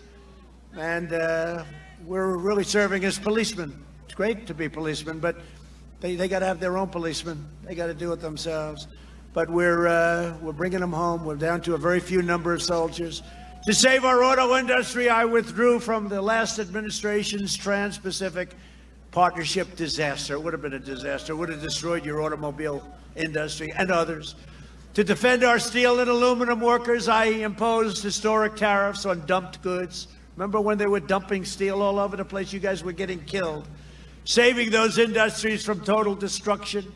And frankly, had the plague not came in from China, but now they're doing well anyway. Had it not come in, you would have had a steel industry that would have been at a level that nobody's ever seen before. But it came in, but you're going to be there anyway in a short period of time, unless some stupid person comes along and raises your taxes by 4 times what they should be, which is what they want to do. I ended the NAFTA nightmare and signed the brand new USMCA into law. Everyone said that was going to be impossible to do. And I withdrew from the job-killing Paris Climate Accord. So nice of them to tell us that we can't use our energy. Or you know what that was going to do? Destroy our country. That's what that was going to do. If you look at what has happened over the last very short period of time, the progress that this nation has made, you're not even going to believe it, and you're going to see it. And you would have seen it had the plague not come in, because it was all happening. We were at every single record. But now we're getting close anyway. The jobs are all coming back, and the market is almost going to be topping the market from before the plague, and it's pretty amazing, I will tell you. Biden has vowed to rejoin this horrible agreement, a death sentence for your state's energy industry, the Paris Accord. It's a terrible thing. Unlike Biden, I know my job is to represent Pennsylvania, not Paris. We're representing Pennsylvania, not Paris. Got a lot of nice people that can represent Paris. I took the toughest ever action to confront China's rampant theft of American jobs. You know that. We charged them so much. We gave a lot of the money to our farmers, $28 billion to our farmers, because our farmers were targeted. Everybody get your money? They did better without even growing anything, to be honest. But we got it from China, $28 billion, and we had a lot left over that went into the Treasury of the United States. To defend American workers, earlier today, I also signed an order to crack down on Chinese counterfeiters and merchants who sell their fake products all over the United States.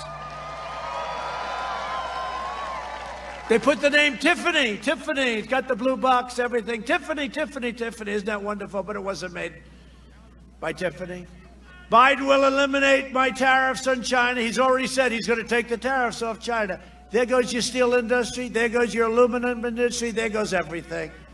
Allowing them to plunder without consequence. The one constant in Biden's platform is surrender. He surrenders. He surrenders, whether it's China, whether it's Cuba. How about Cuba? How about the deal they made with Cuba? How bad was that one? I ended it.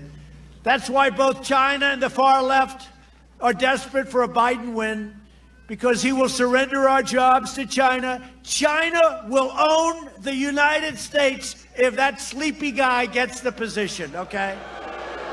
And you can forget about Pennsylvania.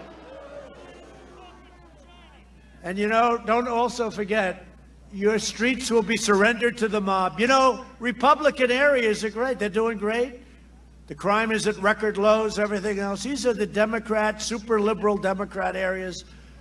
Unlike sleepy Joe Biden, I will never abandon our nation, and I will never abandon its values.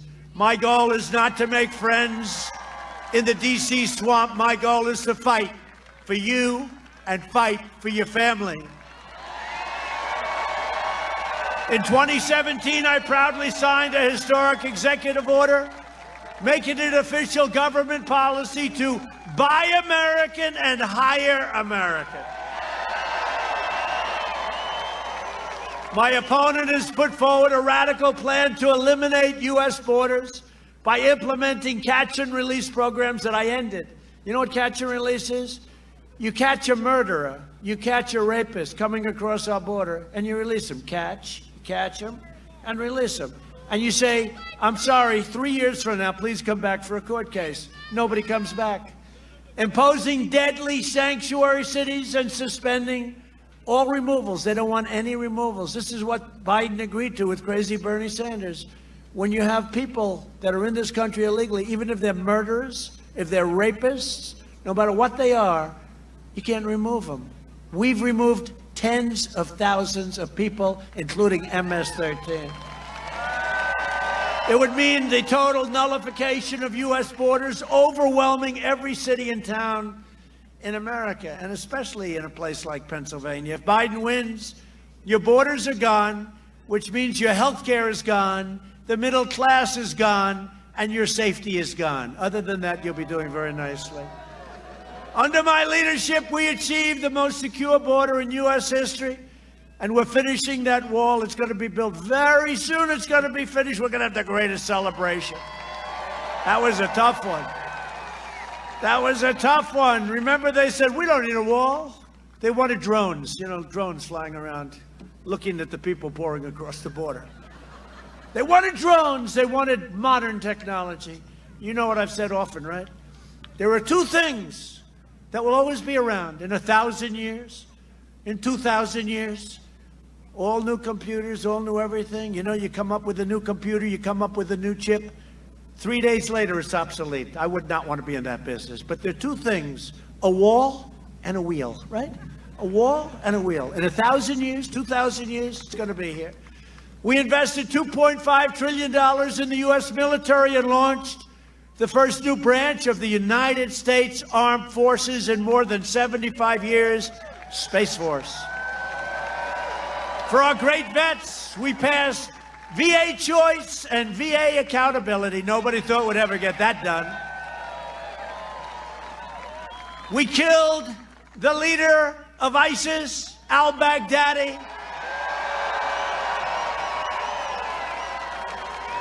And we took down 100% of the ISIS caliphate. And when I took over, that caliphate was all over the place. It was a mess. We took out the world's #1 terrorist and the mass murder of many American troops, many people all over the world. Qasem Soleimani is dead. Thank you. He's dead. I withdrew from the last administration's disastrous Iran nuclear deal, one of the worst deals I've ever seen. That's John Kerry. The guy was totally incompetent. That guy didn't know what the hell he was doing. He gave him $150 billion, $1.8 billion in cash for nothing. I kept my promise, recognized the true capital of Israel, and opened the American embassy in Jerusalem. I also recognized Israeli sovereignty over the Golan Heights. 52 years they've been trying to get that. And instead of endless war, we're forging peace in the Middle East. You see the deals we made? I actually got nominated for a Nobel Peace Prize. The press didn't cover it, but that's okay. Press didn't cover it, Mike. I got nominated for 3 Nobel Peace Prizes. I did more in 47 months than Joe Biden did in 47 years, and that's true. Now Biden is pushing the most far-left agenda ever put forward by a presidential nominee. He's going to ruin your energy. He's going to ruin your state. The Biden plan would destroy Social Security and destroy protections for pre-existing conditions because there's no money. Biden's running mate sponsored a bill to outlaw private health insurance. We have 180 million people with great private plans. They want to keep it that way. They're going to outlaw them. They're going to get rid of them. Biden vowed to terminate our travel bans on jihadist regions and surge refugee admissions by more than 700%. He agreed to this. He said, that's okay. Let them come in. You know, I got the ban, right? Remember the ban? Remember it was a big deal. I got the ban.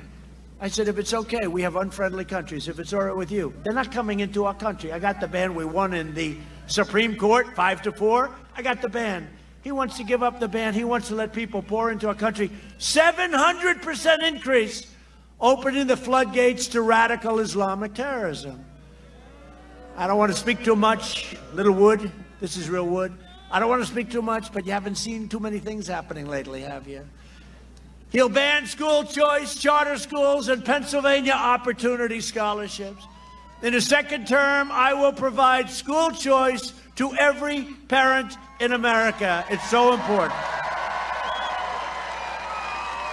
A vote for Republicans is a vote for safe communities, great jobs, and a limitless future for all Americans. And in conclusion, and I love being back with you in Pennsylvania. So many incredible memories, really. No, so many. What a night that was. Remember that night? Donald Trump has won the Commonwealth of Pennsylvania. Donald Trump. Remember how late they just didn't want to call it? They didn't want to call it. I said, call it already. If I lost it, we were at 98%. We were substantially ahead. If I lost every single vote, we still won. It took them like till 2 o'clock in the morning before they called it. In the meantime, Wisconsin came in, Michigan came in, but they just refused to call Pennsylvania. They just couldn't. Remember, they were crying and they were all screwed up. Over the next 4 years, we'll make America into the manufacturing superpower of the world, and we'll end our reliance on China once and for all. That's already happening. We'll hire more police, increase penalties for assault on law enforcement, and we will ban deadly sanctuary cities that people don't want. We will uphold religious liberty, free speech, and the right to keep and bear arms, your Second Amendment.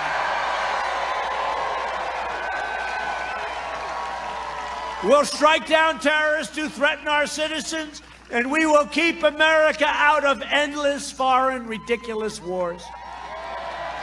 We will maintain America's unrivaled military might, and we will ensure peace through strength. And by the way, we've rebuilt our military. I told you, $2.5 trillion.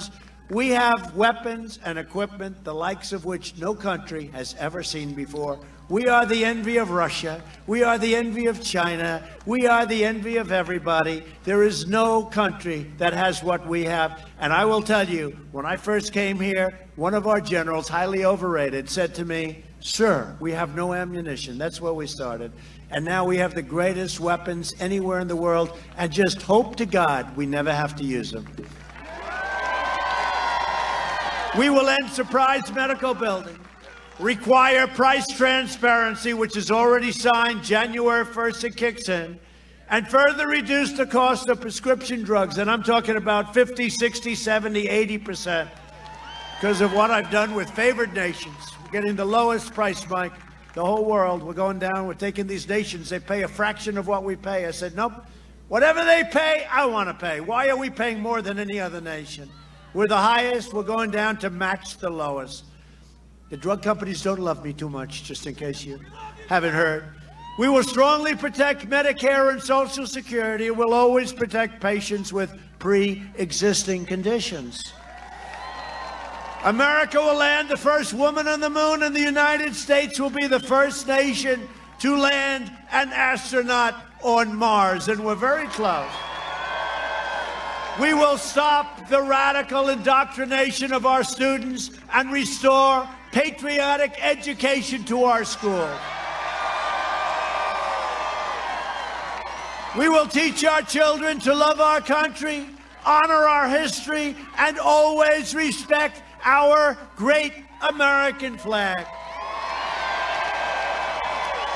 And we will live by the timeless words of our national motto, "In God we trust." For years you had a president who apologized for America. Now you have a president who is standing up for America and standing up for the great people of Pennsylvania. It's very important. So get your friends, most important election we've ever had. Get your family, get your neighbors, and get out and vote. You got to get out and vote like you never voted before. Places that we won, like Erie, places that we won, you got to get out and vote. Because from Erie to Easton, from Pittsburgh to Harrisburg, and from Allentown to right here in Johnstown, we stand on the shoulders of Pennsylvania patriots who gave their blood, sweat, and tears for this beloved nation. This is the state where our founding fathers declared American independence. Think of what you have in Pennsylvania. No, think, who can say that? This is it, what you've done here, what the history of this incredible place, the Commonwealth of Pennsylvania. Think of what you've done. It's where the Army weathered its brutal winter at Valley Forge, and General George Washington, don't worry, his statues are not coming down. Okay. Led his men on a daring mission across the Delaware, and where our nation was saved by the heroes of Gettysburg. This is the place where generations of tough, strong Pennsylvania workers mined the coal, worked the railroads, and forged the steel that made America into the greatest and most powerful nation in the history of the world. And you have seen nothing yet. You wait till you see what we're doing. Wait till you see what we're doing. We are making our country greater than ever before. Proud citizens like you help build this country, and together we are taking back our country. We are returning power to you, the American people. With your help, your devotion, and your drive, we are going to keep on working. We are going to keep on fighting. And we are going to keep on winning, winning, winning.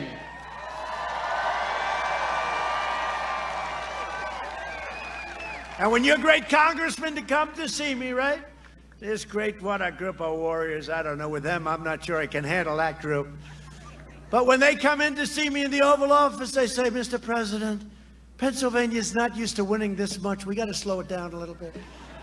And I'll say, Mike, I'm sorry, Mike. You tell the rest of them, Mike, we're not going to slow it down at all. Pennsylvania wants to win more than anybody in this country wants to win. Pennsylvania is going to win.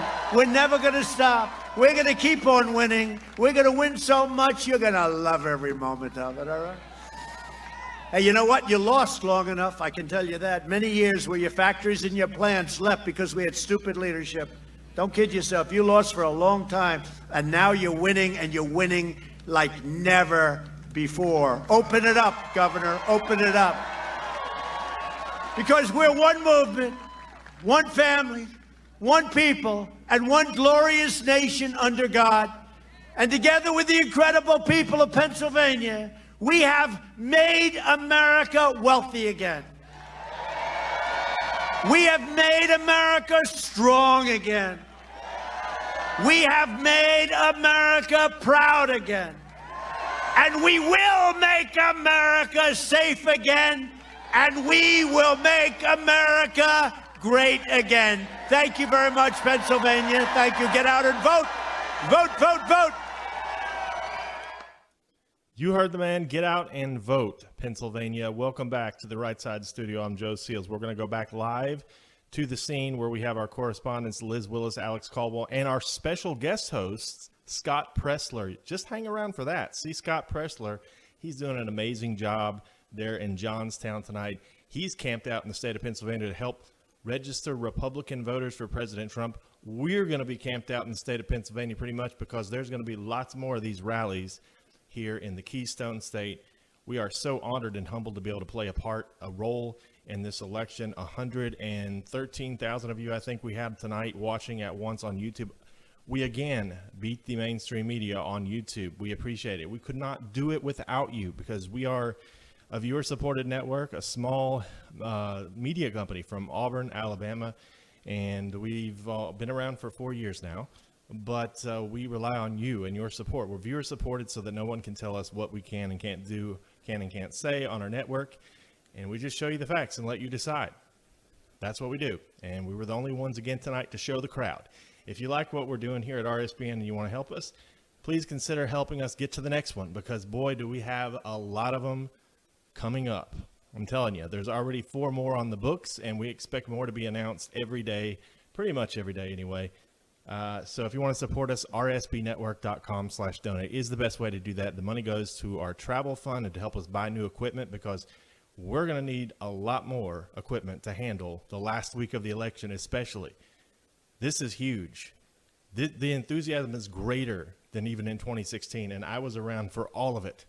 I saw it, and I took, me and the cameraman, we were exhausted. We're going to be a lot more tired because this president is the most high energy president we've ever had, and he is going to fight like hell for America. We have 3 weeks to save America, so everybody should be doing something. Do what Scott Pressler's doing. Register voters, knock on doors, make phone calls, go to donaldjtrump.com to see how you can help. We really need everybody, all hands on deck. It's that important. And as we see President Trump interact with some of the folks there of Western Pennsylvania. I used to live there. It's a great area, and it's Trump country. Believe me, it's Trump country. We need everybody out to vote that we can possibly get. So make sure everybody is doing something. We appreciate you all so much. Tomorrow, we will be live from Des Moines, Iowa. We got Mike Nificent, and our special guest host tomorrow in Des Moines, you're not going to want to miss this one, is Brick Suit Guy. You guys know him. He's at a lot of the rallies wearing the suit. There he is right there on the right side of your screen. And he is going to be joining us there for that. And then we're going to head to North Carolina and then back to Florida. And then I can't wait for the one in Georgia. That one's going to be massive. So we're going to go back to the scene now. Thank you all so much. God bless you. Have a wonderful rest of your Tuesday night. We'll see you back tomorrow from Des Moines.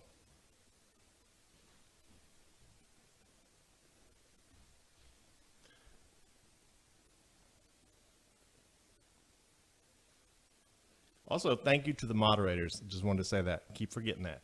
Thank you so much for all you do. Couldn't do it without you. Have a nice night.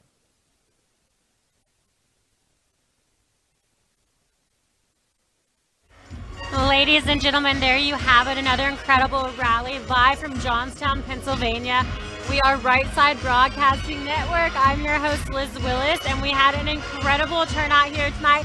Thousands of people, and the overflow was even bigger. Truly a historic moment again for the Trump campaign. We want to thank you guys for tuning in. We are not wrapping just yet, so don't go anywhere. We're still going to have Alex and the Scott Pressler on as soon as I'm done. But I wanted to say thank you guys for tuning in, for sticking with us. It's going to be an incredible week. We have 5 rallies alone. Keep in mind, yesterday was Sanford, Florida. Today is Johnstown, Pennsylvania. Tomorrow is Des Moines, Iowa. Greenville, North Carolina. Friday, there are 2 rallies. That is a double campaign stop for President Trump. The first rally in Ocala, Florida. The second rally in Macon, Georgia. So we have a busy, I'm so close to the camera right now. Okay. So we have a busy week, and it is a lot of rallies. Keep in mind, $5,000 to $7,000 for each rally. Your donations are what allow us to get to these places and to broadcast these streams out to millions of people, allowing us to spread President Trump's message and to show the enthusiasm that is the conservative party. This red wave is coming. It is coming strong. So get ready for it. There are a number of ways you can donate. So many people have asked how. So I'm going to say those right now.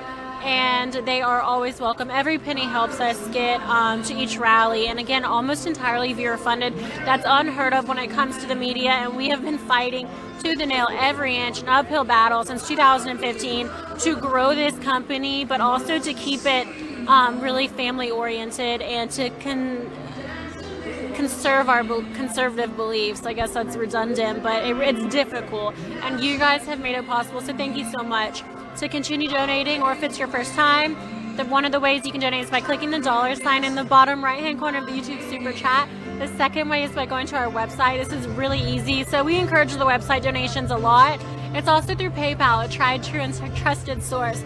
So you can go to www.rsbnetwork.com/donate.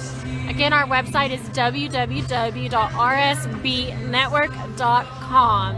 Click the PayPal, or click, sorry, no teleprompter here, we're not the Biden campaign, but click the donate tab and you'll be prompted to send a donation. It's really easy. The third way you can donate is by sending a check. You can send a check to 1550 Opelika Road, Suite 6, Box 344, Auburn, Alabama 36830. So just to reiterate, those 3 main ways you can donate are the YouTube Super Chat, the website donations, and by sending a check.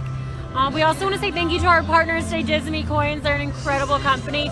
We've had the honor of working with them for a while now, and our customers, our viewers, everyone that has gotten their coins so far has absolutely loved them. So we continue to preach how incredible they are. Check out www.disneycoins.com. They are a precious metals company specializing in both copper and silver. Their coins come in 1 ounce, 2 ounce coins, as well as 4 ounce silver bars, keychains, and they've really been expanding due to so much success. So check out all of their items on their website. That's www.disneycoins.com. You can use code RSBN at checkout for a percentage off your order. A few things to note: they do give 10% back of all profits to conservative organizations, and they have 2 new designs every single month. These coins highlight different highlights from President Trump's administration, so it's really cool to own a piece of history. Finally, they're doing a massive giveaway in honor of the presidential election, so make sure while you're on their website you click that giveaways tab and you enter to win. The more entries, the more winners there will be. They want to give away thousands of coins, so make sure you enter your email address so they can contact you. Shipping is free, everything's free. If you win, enter. We want to see these numbers huge. Patriots, we have to support each other. That is what is going to help us with a huge landslide victory on November 3rd. So with all of that being said, I am about to toss it over. Before I do that, I want to say thank you guys so much. Again, I'm Liz Willis. Please follow me on Instagram and Twitter. Instagram is Liz Willis, LIZWILLIS, and my Twitter is the same thing, but with an underscore at the end. So hopefully I'll see you guys there. While you're at it, follow Right Side Broadcasting as well at RSB Network. Alex, over to you. Well, thank you very much, Liz. I very much enjoyed being here and listening to President Trump speak. I'm going to go over a few of the messages I got from the donations. So from Sunil Patel, she says, Asians for Trump. Lori Jurgensen says, thank God for RSBN. We desperately need you to offset the fake news. So thankful for all that you do. Keep up the great work. Keith Stewart says, Trump 2020, MAGA, CAG. Art Aranda says, please donate to Right Side Broadcasting and vote MAGA. From Dalton Thompson, he says, that's an ad. From Cheryl Fry says, fill that seat. Carlos Schultz says, macho man. Patrick O'Rourke says, God bless Chester County for Trump. From Sammy J says, thank you, President Trump, for a job very well done. Trump, 2016 through 2032. Don Jr. next. And hopefully after we have Ivanka, Eric, Barron possibly could be the president at some point. Tiffany. Donna Sashin says, Trump 2020. Tim Rainey says, thank you, RSBN. From Barbara Maga Overman, thank you very much for your donation. Ken. Joe Biden says, love Trump. Yes, I did get one from somebody named Joe Biden. Susan McDaniel says, America first. Thank you, RSBN, for always being there. Fernando Laurenti, thank you for your donation. Vic Miller, I challenge veterans active duty submarine to match the donation for RSBN. From a person named Nancy Pelosi. Love Trump. We're getting Joe Biden. See, guys, even Joe Biden and Nancy Pelosi know better. They know to donate to RSBN, so you all should as well, to help keep our company going to these events, these peaceful protests, showing you guys what's happening around. So, you know, even Joe Biden and Nancy Pelosi are doing it, so you guys should do too. From Sunil Patel says, Indians for Trump. And Bill Martin says, 4 more years. So we're getting a lot of these donations in. I have a ton of these donations to read, but I would be here all night reading them off to you guys. We have so many coming in. If I didn't get to read yours today, I do apologize. We try to get through as many as we can, but if I didn't get to read yours, I encourage you to still please keep donating. And I thank you all for those who did. Thank you for keeping our company alive. And though I might not have been able to read it off, we really do here all appreciate it. I mean, that's how we keep coming here. That's how we keep showing you everything that's happening.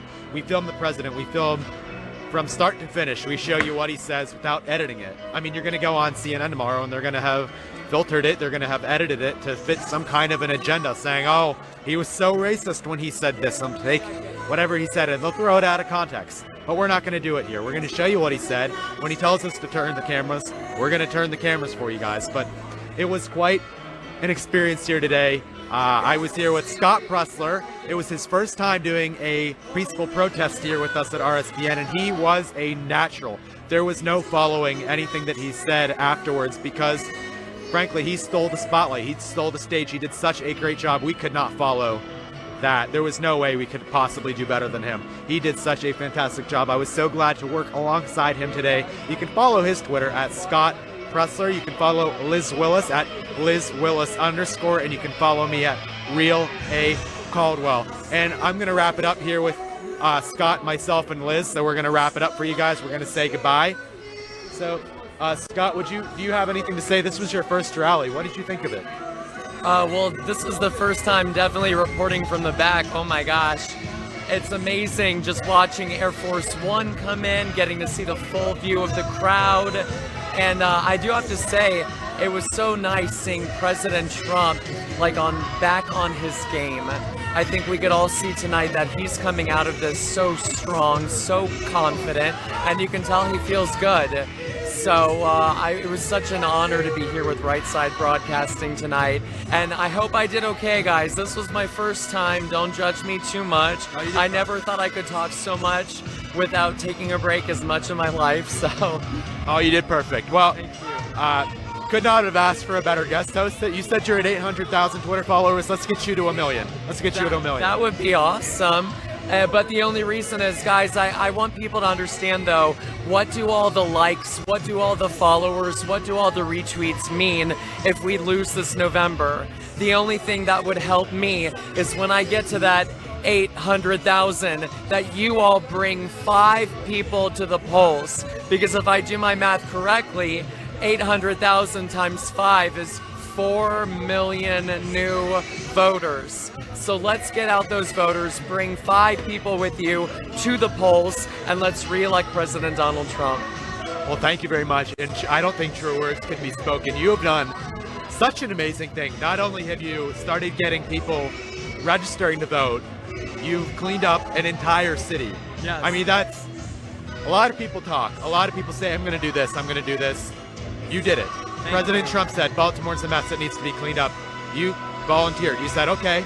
And you went down there and you did it. You got a team, you did it, and it stayed that way. You've cleaned up. You've done such an amazing thing. You're getting people to vote. You're getting people involved. people are learning a lot more about politics, their country. An amazing thing. Could you just tell us, like, what inspired you to do that? Oh gosh, well, I mean, our president, and my dad is a retired Navy captain. I'm an Eagle Scout, so I guess I kind of have ingrained in me not only service, but the motto of stop talking, start doing. That's all I want, is if you see a problem, don't just articulate that problem, but come up with a solution to it. And that's kind of what I do. I saw a need for voter registration, so I said, okay, I'm gonna teach voter registration classes across the country, and I did. I saw a need to clean up our cities. I started organizing massive trash cleanups across our cities, and I did. So just know that the sky is limit if you are determined to succeed and you stop talking and start doing. Well, I love that. I think that's wonderful. Thank you so much for joining My us here today. pleasure. I hope we didn't scare you off too much. I hope we were somewhat welcoming, and I hope you enjoyed I'll it. make you a deal. If President Trump comes back to Pennsylvania and you would like me to be a co-host again, I will gladly do it again with you guys.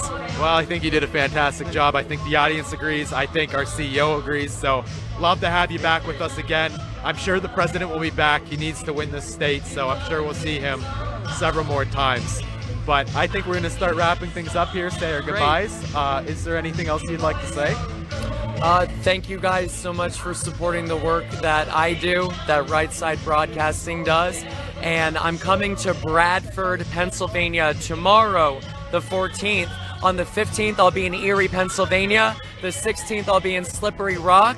And the 17th through 19th, I am coming to Pittsburgh, Pennsylvania. Big event on Saturday, lots of big events on Sunday, and top secret, I can't announce it yet, but I am coming to Minnesota. So all of you out there in Minnesota, I am coming. I haven't forgotten about you. And my Twitter again is @ScottPressler. And thank you to Right Side Broadcasting for having me. Well, thank you very much for coming with us today. Well, my name is Alex Caldwell, and thank you very much for all of you tuning in here with Liz Willis and Scott Plessler. Thank you very much, everybody. Goodbye, and God bless you all.